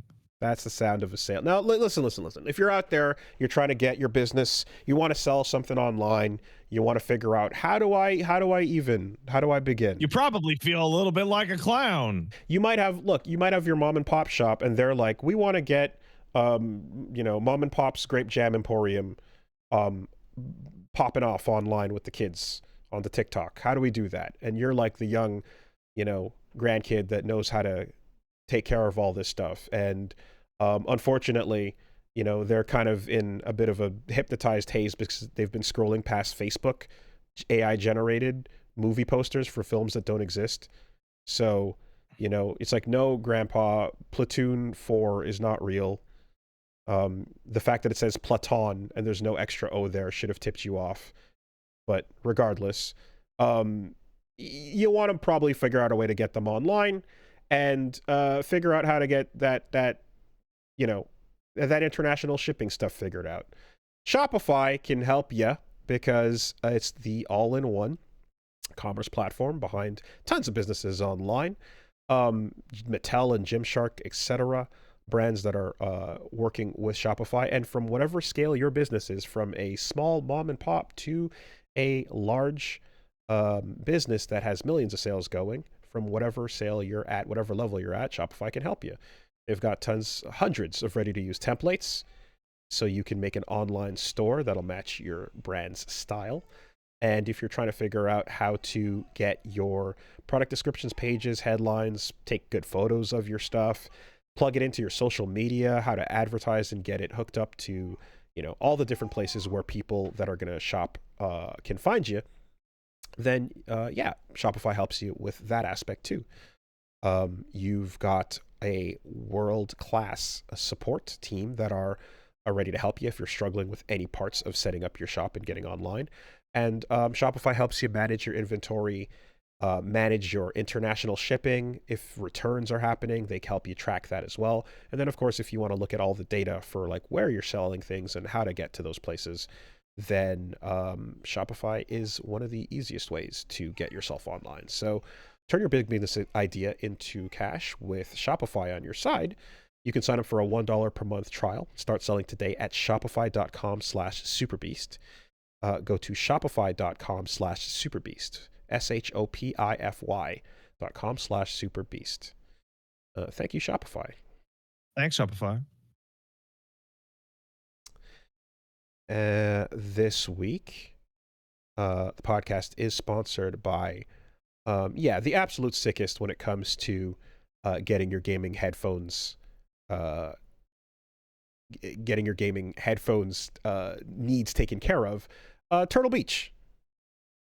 So Turtle Beach has, I've praised it many a time, and I'll praise it again.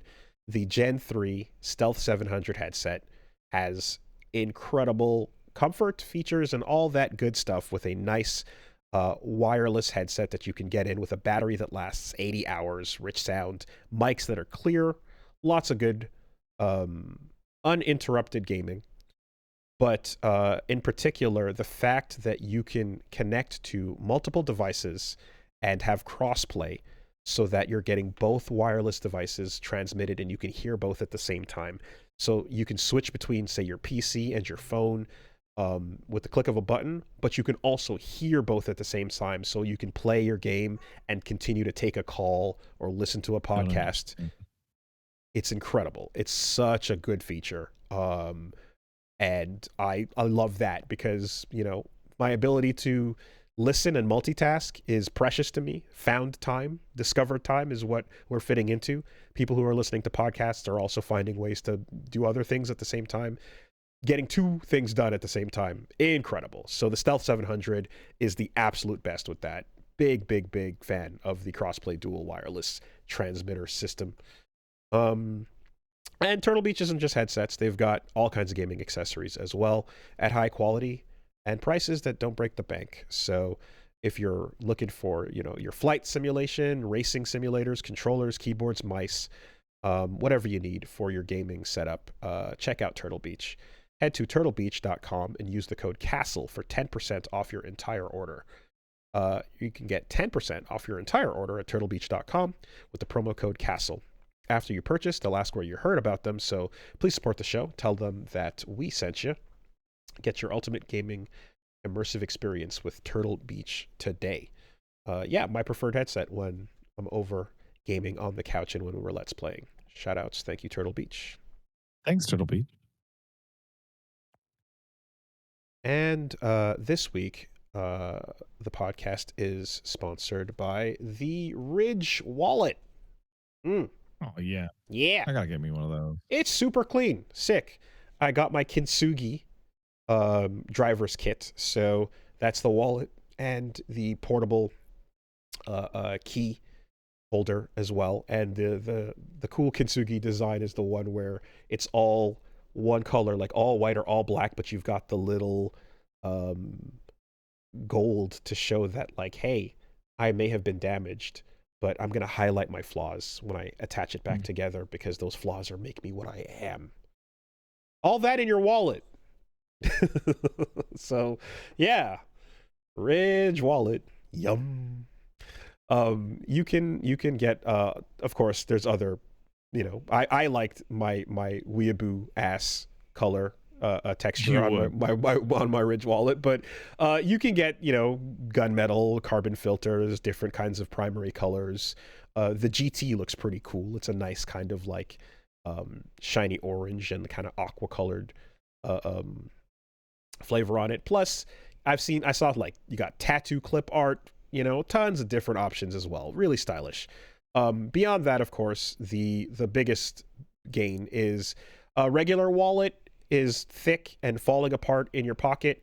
And if you are one of the people, like if you're like Unk, who put a big leather wallet in your back pocket and sat on it for years, congratulations, you're probably giving yourself a spinal issue or scoliosis by sitting lopsided on every chair you've ever had to sit on.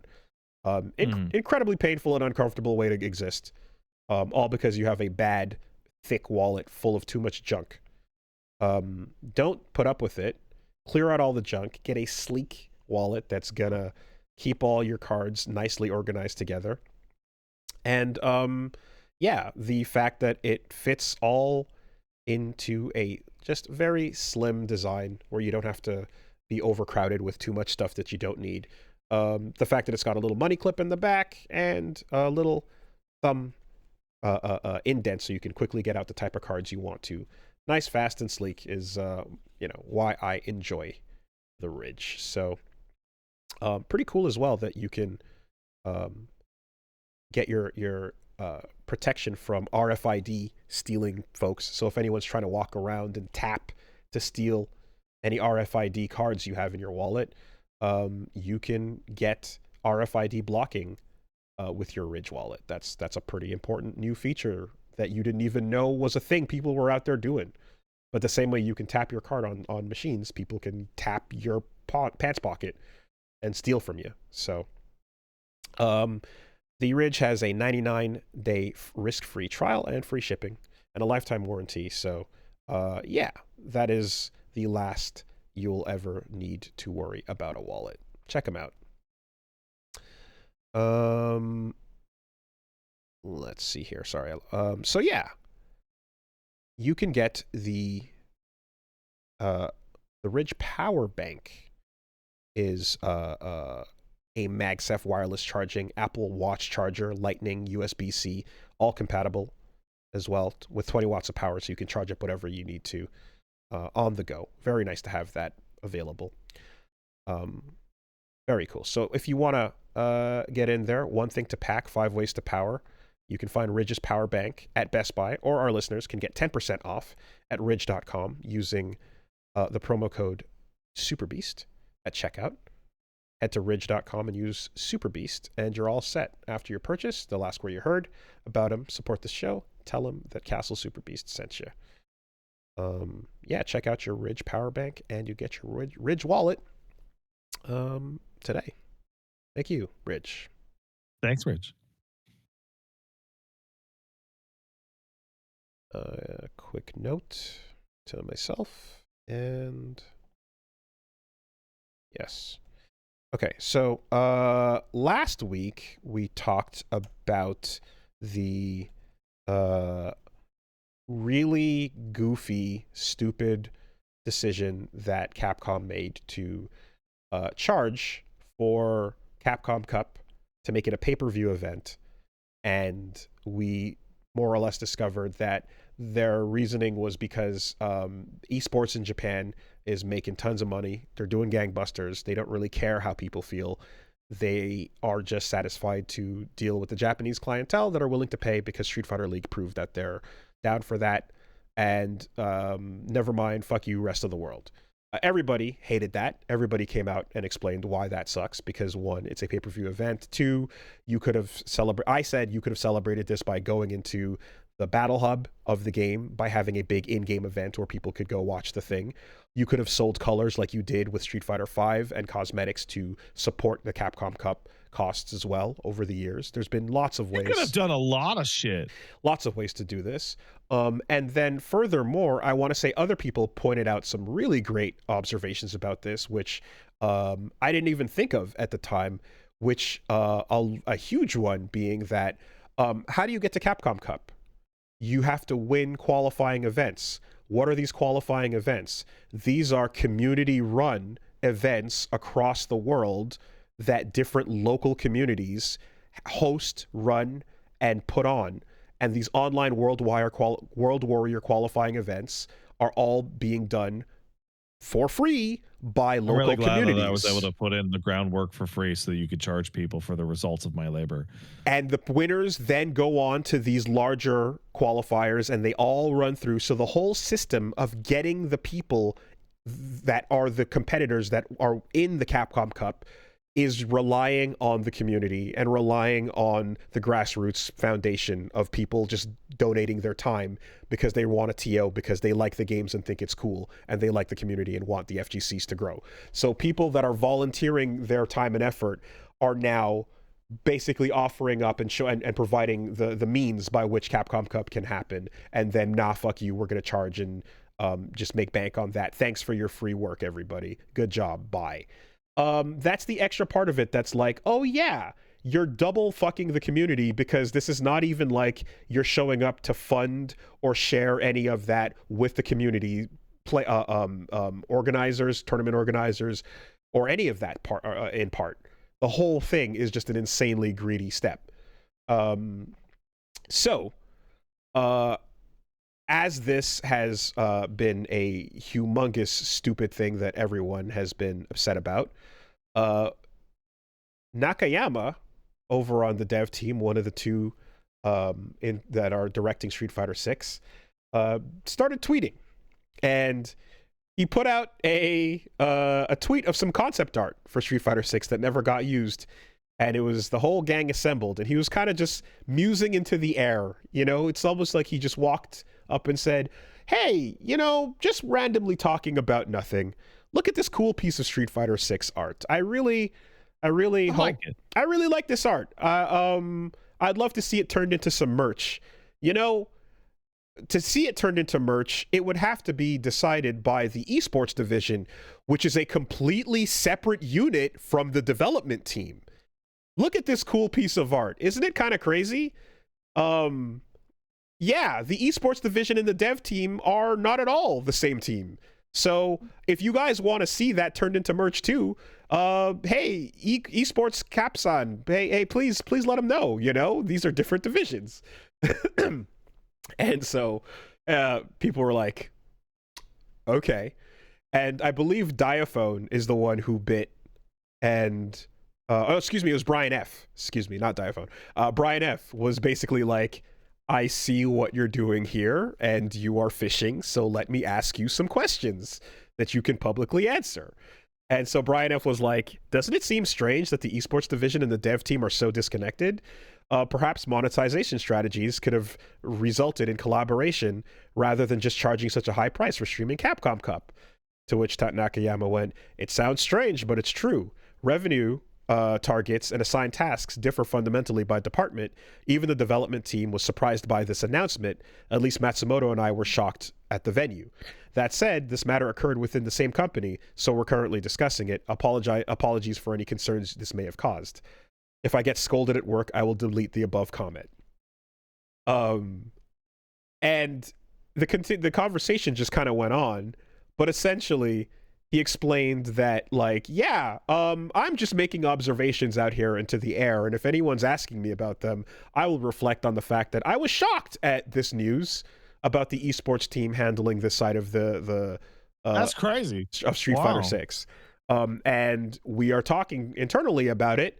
And in the past, yeah, there were some pretty cool initiatives like the buying cosmetics and stages that support Capcom Cup. That was the dev team initiative on Street Fighter V.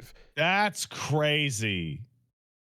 Because everybody loved that shit. Yeah, like the game they made, you know? So he basically spells out that this is another case of you've got the people making the game and then the people responsible for monetizing. And they had no idea and were just as blindsided watching this ignorant fucking move play out. And the greed that they don't get a say in is part of why we're seeing this happen, you know? I'm imagining, hopefully, that if we're seeing that, like, it's not just a users versus Street Fighter 6 case, but this is also internal developers also upset at this. There's a bigger chance that there's pushback here that they might have to respond to or do something about. But it's I appreciate that Nakayama is effectively going, I can only say so much, but yeah, I agree. This is some dog shit. Please ask me about it. It's fucking crazy that we're like doing a podcast where we have to talk about Riot putting out $20 skins, but then we still segue into like, man, Capcom's fucking it up with Street Fighter. Like, guys, you could you have just waited like fucking 3 weeks to do this so you didn't have such like a dire comparison point? No, because the esports division is not paying attention, nor does it give a fuck about what anyone that's playing the game or part of the community is saying or doing. They're not paying any attention at all. They're just looking at the numbers rolling in on Street Fighter 6 Japan videos and live streams with VTubers and deciding their policy based on that. Completely oblivious and give no shits. And again, esports in Japan has been fucked from day one, you know, as Momochi just was warning everybody about. It's just been this corrupt, evil, shitty thing. Oh, man. You know, with the Jesu and all that. So I'm not surprised. You remember when I said that I don't think anybody in esports has ever figured out how to make a single dollar? Somebody quoted me on fucking Blue Sky with that, and I'm like, oh, I wonder who. And they had like a sad face, I'm like, oh, you're a guy in esports. Yeah.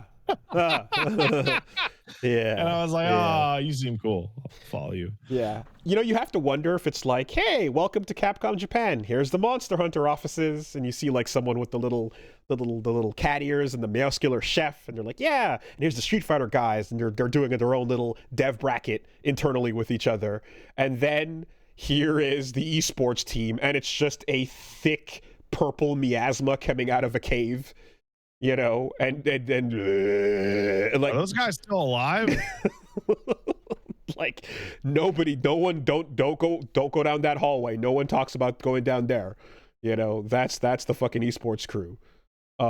Yeah, and to show up now, multiple years in to this game, also, and like be like, thanks for all your hard work. We're gonna take it from here. Is fucking just the absolute audacity, you know? So yeah, full blame, of course, to everybody that is on that side of the team and the higher ups above them that are allowing them to make this decision for the product. Batshit. What's your quote here? It feels to me, after watching esports exist for 30 years, that no one in the corporate side of esports has literally known how to make even a single dollar. Yeah. I was like, oh man. Well, it's true. Every time they make a dollar, they fuck up their product. Every time they crash it. It's fucking crazy. Well, you know, I'll tell you who I have confidence in. You know who Oh, yeah? Yeah, I bet this is a real statement. Oh, yeah. I think Microsoft has what it takes. Yeah? To what? To make some profit. Yeah? What do they got profit-wise? Big profit coming. Yeah? Well, yeah? Is it? Yeah. You know? Have you seen Game Pass? Wait, that was this week? Bro, I thought that was last week. I mean, there's a lot going on. And it seems to all kind of cycle around the same event, the same story. That same story we talked about where all the employees are going, yo, this AI shit at Microsoft is kind of fucked. And they're forcing everyone to be followed by a little droid that's there to try and steal their soul. Yeah, Yeah, so it seems like it's extending out in every direction. So a bunch of Game Pass related shit rolled out and was announced. In particular, what did we discover? We see an announcement here about I should start by saying this. The existing Game Pass prior to this 50% increase in costs and price and all these other plans that rolled out here was considered profitable, by the way. Took in $5 billion in revenue last fiscal year. So according to TGS 2025, Game Pass, as it was making money. All right, just keep but they have to hit the targets for 100 million users in a year. So and upcoming costs of all kinds of other new initiatives that we're running, right? So things were fine, but hey, here comes AI and everything else. So some of the changes in addition to the 50% increase is some details on tiers and streaming. So different Xbox Game Pass tiers, including Essential, Premium, and Ultimate, are being rolled out, which include access to Xbox Cloud Gaming. And if you look at the little breakdown of what the pricing or what the features of each tier are, if you get the Essential tier, you're allowed to play your games and stream them in up to 1080p. Bro, I'm paying $30 a month for Game Pass so I can play every game that comes out this year, but I don't have an Xbox to play it on. If you get the premium... Who is that fucking for? If you get the premium, you can also stream up to 1080p, but you can stream your own game. And... my own game, dude? And if you get Ultimate, then you can get up to 1440p. The highest quality with reduced artifacts, shortest wait times, support for select games, and day one releases and more. So, getting priority on the servers, getting priority on the load time, and so on, such as you cloud game. This is all going to be up to the type of Game Pass tier that you're purchasing. Imagine you're making games. Imagine you're going through trying to get your shit looking crispy at every resolution possible, and then a big chunk of one console's market is like, actually, we're selling the resolutions back to people at different streaming rates, so fuck off with that. This is definitely worth $400 a year. Definitely. Here comes the... Bro, this is the fucking video game equivalent of Netflix telling you to make shows that people can follow without looking at the screen. Without looking at the screen. Yeah. Hey, well, there's always the ad version that you can also get, the free Xbox Cloud Gaming, in which you get 2 minutes of pre-roll ads before the game is available and up to 5 hours of game time a month. 5 a month? Yep. So, get that speed running tech out, right? Who the fuck is streaming? Who the fuck is... Well, no, you pre-watch... ad streaming a game for 5 hours a month. You pre-watch all your long plays, you get the rundown in your head, you make your notes, and then as soon as you start, you speed run that shit, and then you get it all done in 5 hours, clean. Hopefully you hit credits at 4:59. Who is playing video games on a console? No, wait. Who is playing video games streamed from a console for 5 hours a month instead of just playing Uma Musume? Yeah. Or who? And to say who nothing, the fuck is that even for? To say nothing of whatever resolutions you're limited or capped to, by the way. So, 5 hours a month, more than enough stream gaming for you, young man. This is so weird. This is like a fucking complete loss of understanding of how like a normal person works, which is appropriate for Microsoft. Now I know you're thinking, well, that's confusing. That's silly. I'm just going to head on down to Costco and buy my Xbox, and I Oh don't yeah, have to no, I worry talked about about this this. weeks ago. They don't sell that shit anymore. No, and according to someone that works there, there's rumors going on about um, Xbox Insider saying that future hardware, Costco is not the only retailer pulling Xbox. There will be more. Future Xbox hardware is up in the air and might not happen despite announcements. More massive layoffs incoming, more price hikes coming. Full third-party software company is the potential future of Xbox. So the plan is that you're going to have to stream Xbox games because you're not going to be able to find one to buy because retailers hate them. So everything's an Xbox except the I actual Xbox console. I find it the fact that GameStop's Twitter is now dunking on all these Xbox announcements, just Really? and It's fucking funny. with a series of like, well, that's dumb. Just come buy it here, and it's insane that they're right. you know, yeah, no, just again, you think you'd be the one with the clown makeup, but it turns out that a perfectly profitable This is thing fucking stupid. that This is dumb it shit. was working, but Bro, what is the plan, dog? What is the fucking plan? the plan is we've got some upcoming expenses and we don't know how to deal with them, so everybody panic and change everything about the thing Just that was selling a already fucking working. service to a console places aren't even willing to fucking sell.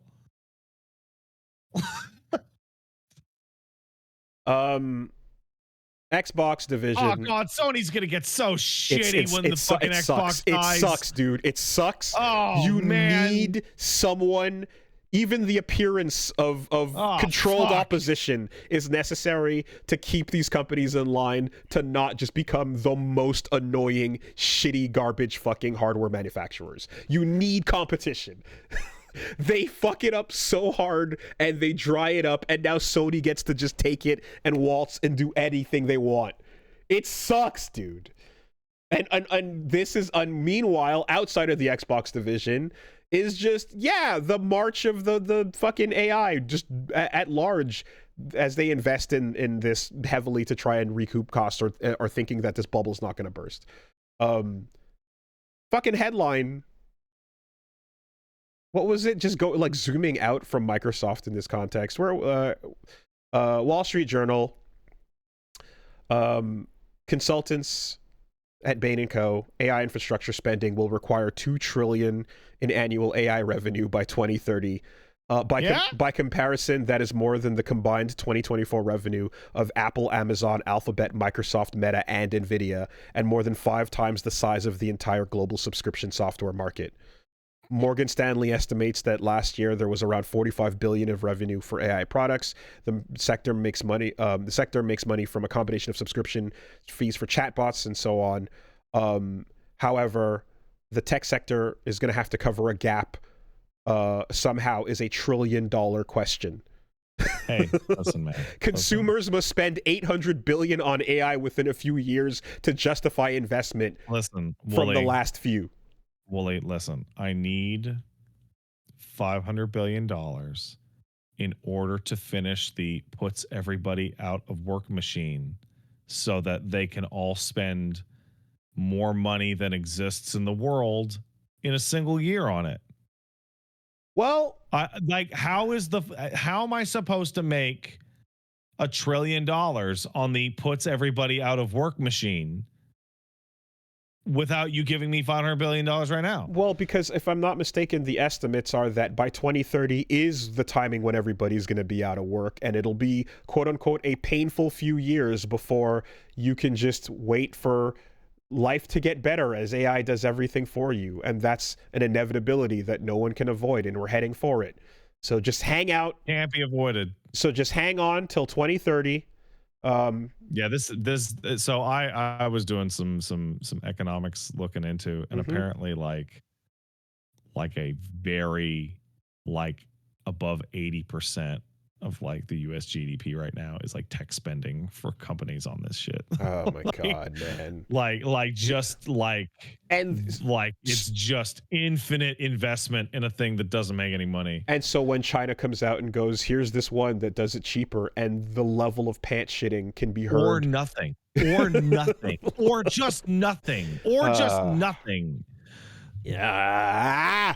Yeah. Did you see who the fuck was it? It was like Nvidia is investing in OpenAI so that OpenAI has the money to give to Nvidia to get their orders, so that they don't fucking implode. and like that's a check scam. That's a my check god. scam. Okay, guys, ATM trick. ATM trick. I'm telling you, you write a number down and you deposit it, and then you get the money in your account right away. It's crazy. It's called passing the float. It's where they're using the money in between the deposit process to give themselves their own orders. Can we just go back to complaining about rollback every week? I would love to fucking do that, but 2XKO is here and it costs too much money. Because now the fact that the mind-numbing conversation that everyone has to listen to is the weekly AI fucking shit stir is deeply upsetting. And unlike rollback, which eventually does reach some sort of conclusion, this feels like it's just forever. And I think, and whereas, you know, the person who hears the word rollback and goes, oh god, they're doing it again, and rips the headphones off, like, fair enough, this doesn't concern or you don't give a fuck about it, and you can just comfortably be like, yeah, who knows. This thing is unavoidable because there's also a level of frustration I have with it where you're like, there's a bunch of folks that are like, I don't get it, what's the problem, this is fine, there's no issue here. No, right? I'm not gonna engage with the conversation about when you talk to somebody about a concern about any issue that's larger than your front yard, and they go, I don't care, who gives a shit. So like, it's actually gonna affect you like really fast, bro. So not even that, but like just the misplaced vibes. So for example, one of the prescient stories I feel relevant to some of this is Zelda Williams, Robin Williams' daughter, basically telling people, can you please stop sending me AI videos of my dad? That's so disgusting. It's not what he'd want, and it's pretty fucking gross. And that should be criminal, genuinely. Yeah. And she kind of is, and she there's a long thing where she's more or less explaining, please stop, I don't want to see this. This is not what I want or what he'd want. And she's like, I know that people are like, there's people that are trying to troll and like be shitty and stuff. And she's like, I'm used to that, right? That's almost like its own thing where it's like, oh, you're trying to be a piece of shit, and that's whatever. You can just block the person and move on, or was so. But she's basically going, no, it's people who are actually fans of him that think they're doing something that I would like that are the worst here, because they're doing this like out of a place where they think it's good. So she's saying, please, if you've got any decency, stop doing this. Stop sending it to him, to me, to everyone. Full stop. It's dumb. It's a waste of time and energy. It's not what he'd want. It's gross. You're not making art. You're making disgusting, overprocessed hot dogs out of the lives of human beings, out of the history of art and music, and shoving them down someone else's throat, hoping that they'll give you a little like and a thumbs up. You know? It's like, yeah, like there's a bunch of people that are going, don't you think this is so cool? Look, it's the memory of your dad. Look, don't you think it's cool? Oh, isn't this great? Like, that's the part that's worse, because they're not even just trolls and pieces of shit. They think it's a good, genuine thing, you know? Fucking depressing, man. That's the part of it that I'm like, yeah, that sucks, because yeah, Zelda Williams is all right. You don't know how to get across to, you know, again, person scrolling, seeing the Facebook generated movie poster, going, wow, Expendables 8, that's crazy. I should send. It is crazy. Look at this video, like, wow, look at Robin. I should send this to his daughter. She would love this. She would be so touched by it. That fucking insane dystopian step that we're already fully in, you know? All right. Let's take some letters. Hey, if you want to send in a letter, send it to castlesuperbeastmail@gmail.com. That's castlesuperbeastmail@gmail.com. Jigsaw says, "Hello, there's a bomb under your chair. To disarm it, you must defeat my challenge. All right. Name a single character from Concord. It's only been a year Guess after I'm dead. Fucking bye. I love you, wife and son. I am dead. I am so dead. I'm just gonna throw the dog as far as I can. Hopefully he escapes the blast. I am FaceTiming my wife and child right now, and I am kissing them goodbye. It's over. I'm gonna miss you, buddy. But I'm dead now. I'm dead. I'm sorry. Sorry. You know? Blame toxic. There's like Blame toxic. There's a fucking trash robot named like fuck assers. Death. Hold on. Death junk due to junk bot. I'm gonna go junk bot. Fuck it. Death due to toxic positivity. Write that on my tombstone. Oh, I'm dead. Oh, hold on. Let me see. I can't even find John Concord. John Cord. Was John Cord one of the characters? Okay, the junk bot's name was one off. Oh, there's a fucking character named Baz, dude. Shitty goggled. Did I have a chance doctor at this? lady? I didn't have a shit. I didn't have a chance in shit. Not even close. Not even close. No, never. I never would have got it. I'm dead. I'm so dead. Thank you, Jigsaw. Sorry. Fucking rip me.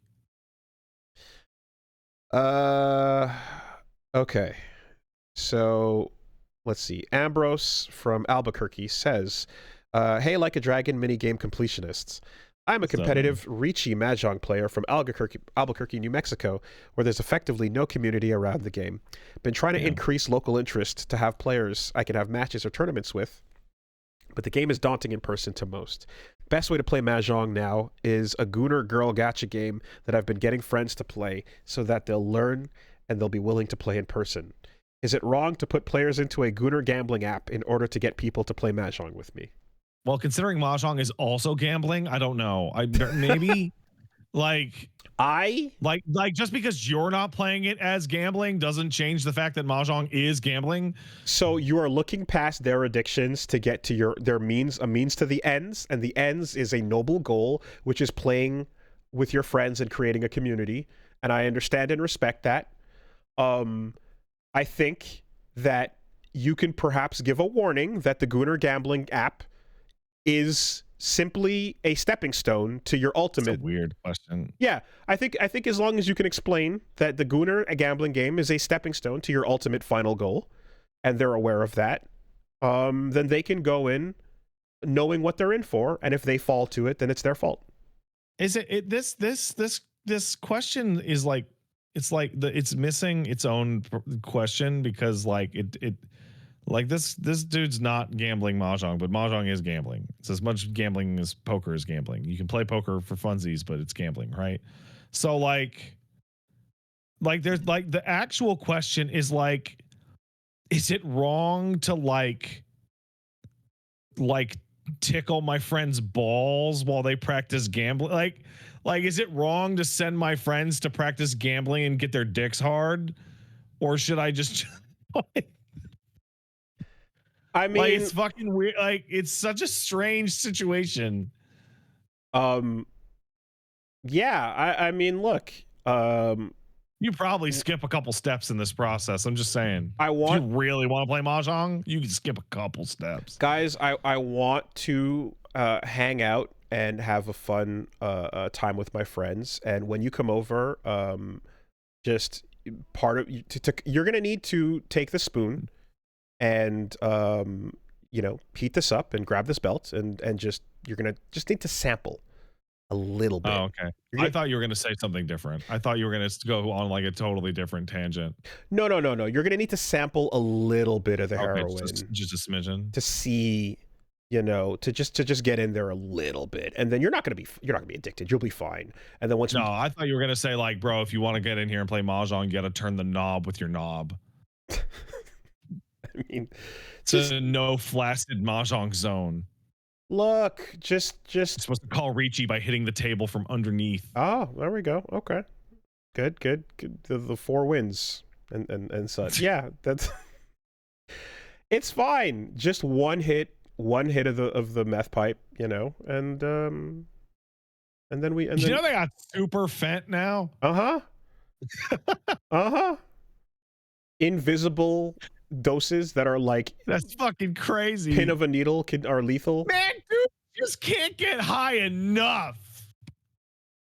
I can't believe it. Listen, it's the gaycation, isn't it? It really is. You just need to give yourself over to it. I respect the fact that Ambrose from Albuquerque just wants to get together with some friends and participate in some good old-fashioned communal mahjong. No problem there. No. If they get addicted, it's their fault. If they start gooning too hard, it's their fault. They should be able to see the truth that is pure mahjong camaraderie on the other side of this journey. Isn't mahjong like super vicious? Oh yeah, it's brutal. It is selling the skin off your back and your family on the table brutal. All right, and let's take one over here.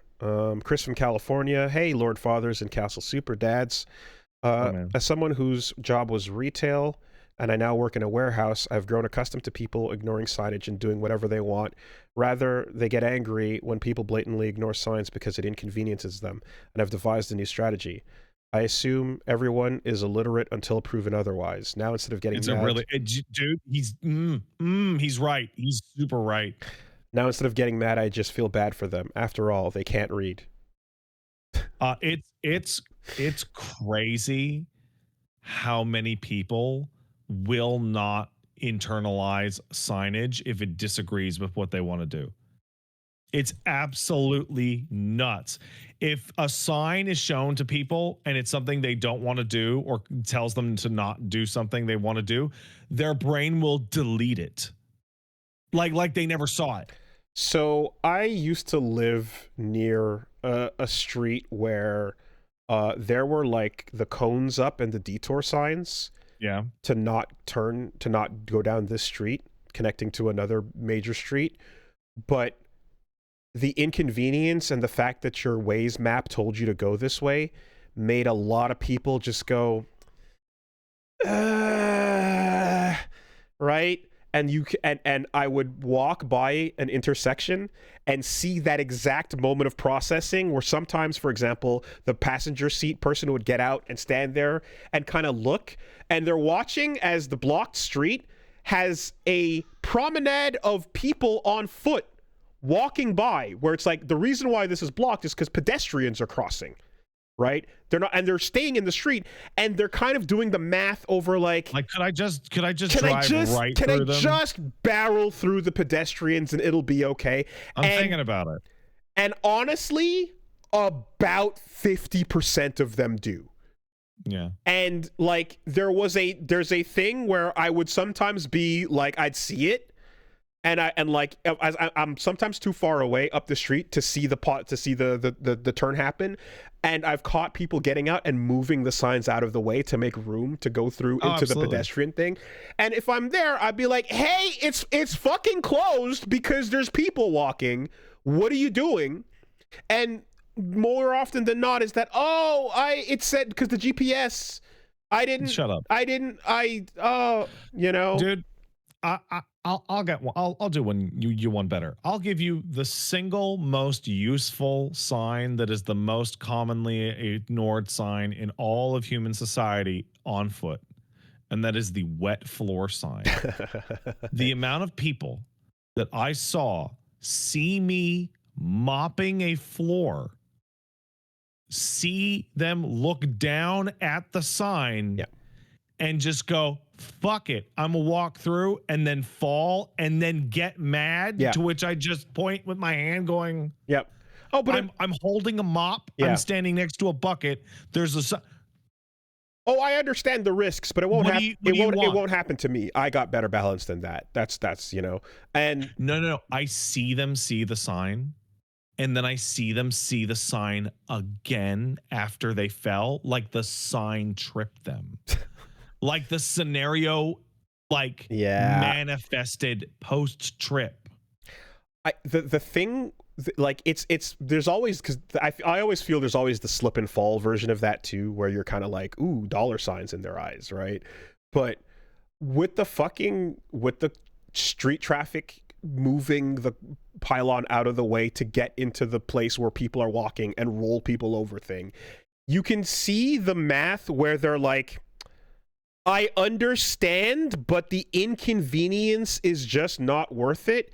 And also, I'm used to going through life not actually giving a fuck about other people. Like, that's what you're really seeing, is the person who goes, yeah, but it's not me, so it's not a problem. Like, it's a very simple... That's science for other people. That's it, right? Like, that's, like, I'd say in your case, you're looking at somebody who's risking themselves being really dumb making that decision, and here you're looking at someone risking other people being like, but it's not me, so who cares? I mean, well, you remember when I lived in my apartment and next to that overpass, and there was the Tim Hortons on the corner. So those lights, people in that neighborhood were just like, yeah, I don't care for these lights. Optional. Yeah. These lights, and there were cops that would hang out at that Tim Hortons, like all the fucking time. Yeah, and they would get their fucking quota like no problem. They didn't have to bullshit speeding tickets or nothing, because every single night someone would blow through that fucking light, like full red. No, I can't turn right on a red light, but tabarnak, I can go right through it. Yeah. Yeah. Amazing when those calculations happen. You know, you just well, anyway, the amount too, I will say that, like, from just, you know, getting from doing the driving stuff I've been doing and trying to get that going, and looking at the level of insane selfishness kicking in with some people's driving decisions and aggression, where you're just like, what was your thought process here? And many a time the thought... Didn't have one. No. There it is. The thought... Didn't have one. It's didn't have one, / other people will just have to move for me, and other people's driving skills will have to be so that they'll have to avoid me, because I'm just going to play chicken and not care.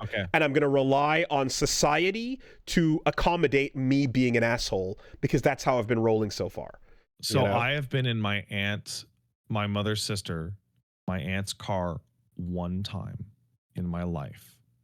And my mom was in the car with me, and it was me, my aunt, and my aunt, my mom, and we were in Toronto. And my aunt we're downtown Toronto in one of those big, gigantic intersections next to that big mall, and she was at the furthest rightmost lane of I think it was like 4-lane road, like it was 4. And she went, oh, fuck, I missed the turn. And during the green, just pulled a full U-turn all the way to the end of the other furthest most lane. As we're going, what are you doing? She's like, oh, they'll stop. Yeah. And people had to slam on their brakes to not kill us. And she's like, see, they stopped. And my mom was like, we're going to go have your dad pick us up. Jesus. We're not going to leave with fucking Christ, the decision-making prowess. Oh my God. I've been in a car with a driver who missed an exit, and I went, oh shit, we missed the exit. Back up. Not even. The person just had a really, really low, the person, not good under pressure, panic, and went, oh God, and turned midway into, through the median, and basically right down between the exit and the road into a snowbank, right through a sign. And I'm just sitting there like, okay, great, we're alive. You shouldn't be driving. We're no damage. Everything's okay. After missing an exit, you should not drive. We're all safe. I will never ever point out to you when you've missed a turn ever again. I will simply wait for us to miss it and then say, by the way, our turn was back there, so next time around, let's make the next exit. And that was it. Because, yep, I saw you under pressure, and our lives were in danger because you couldn't handle it. And that fucking sucks. Okay, update. update your profile. Mm-hmm. Alrighty. Have a good week, everybody. Take care.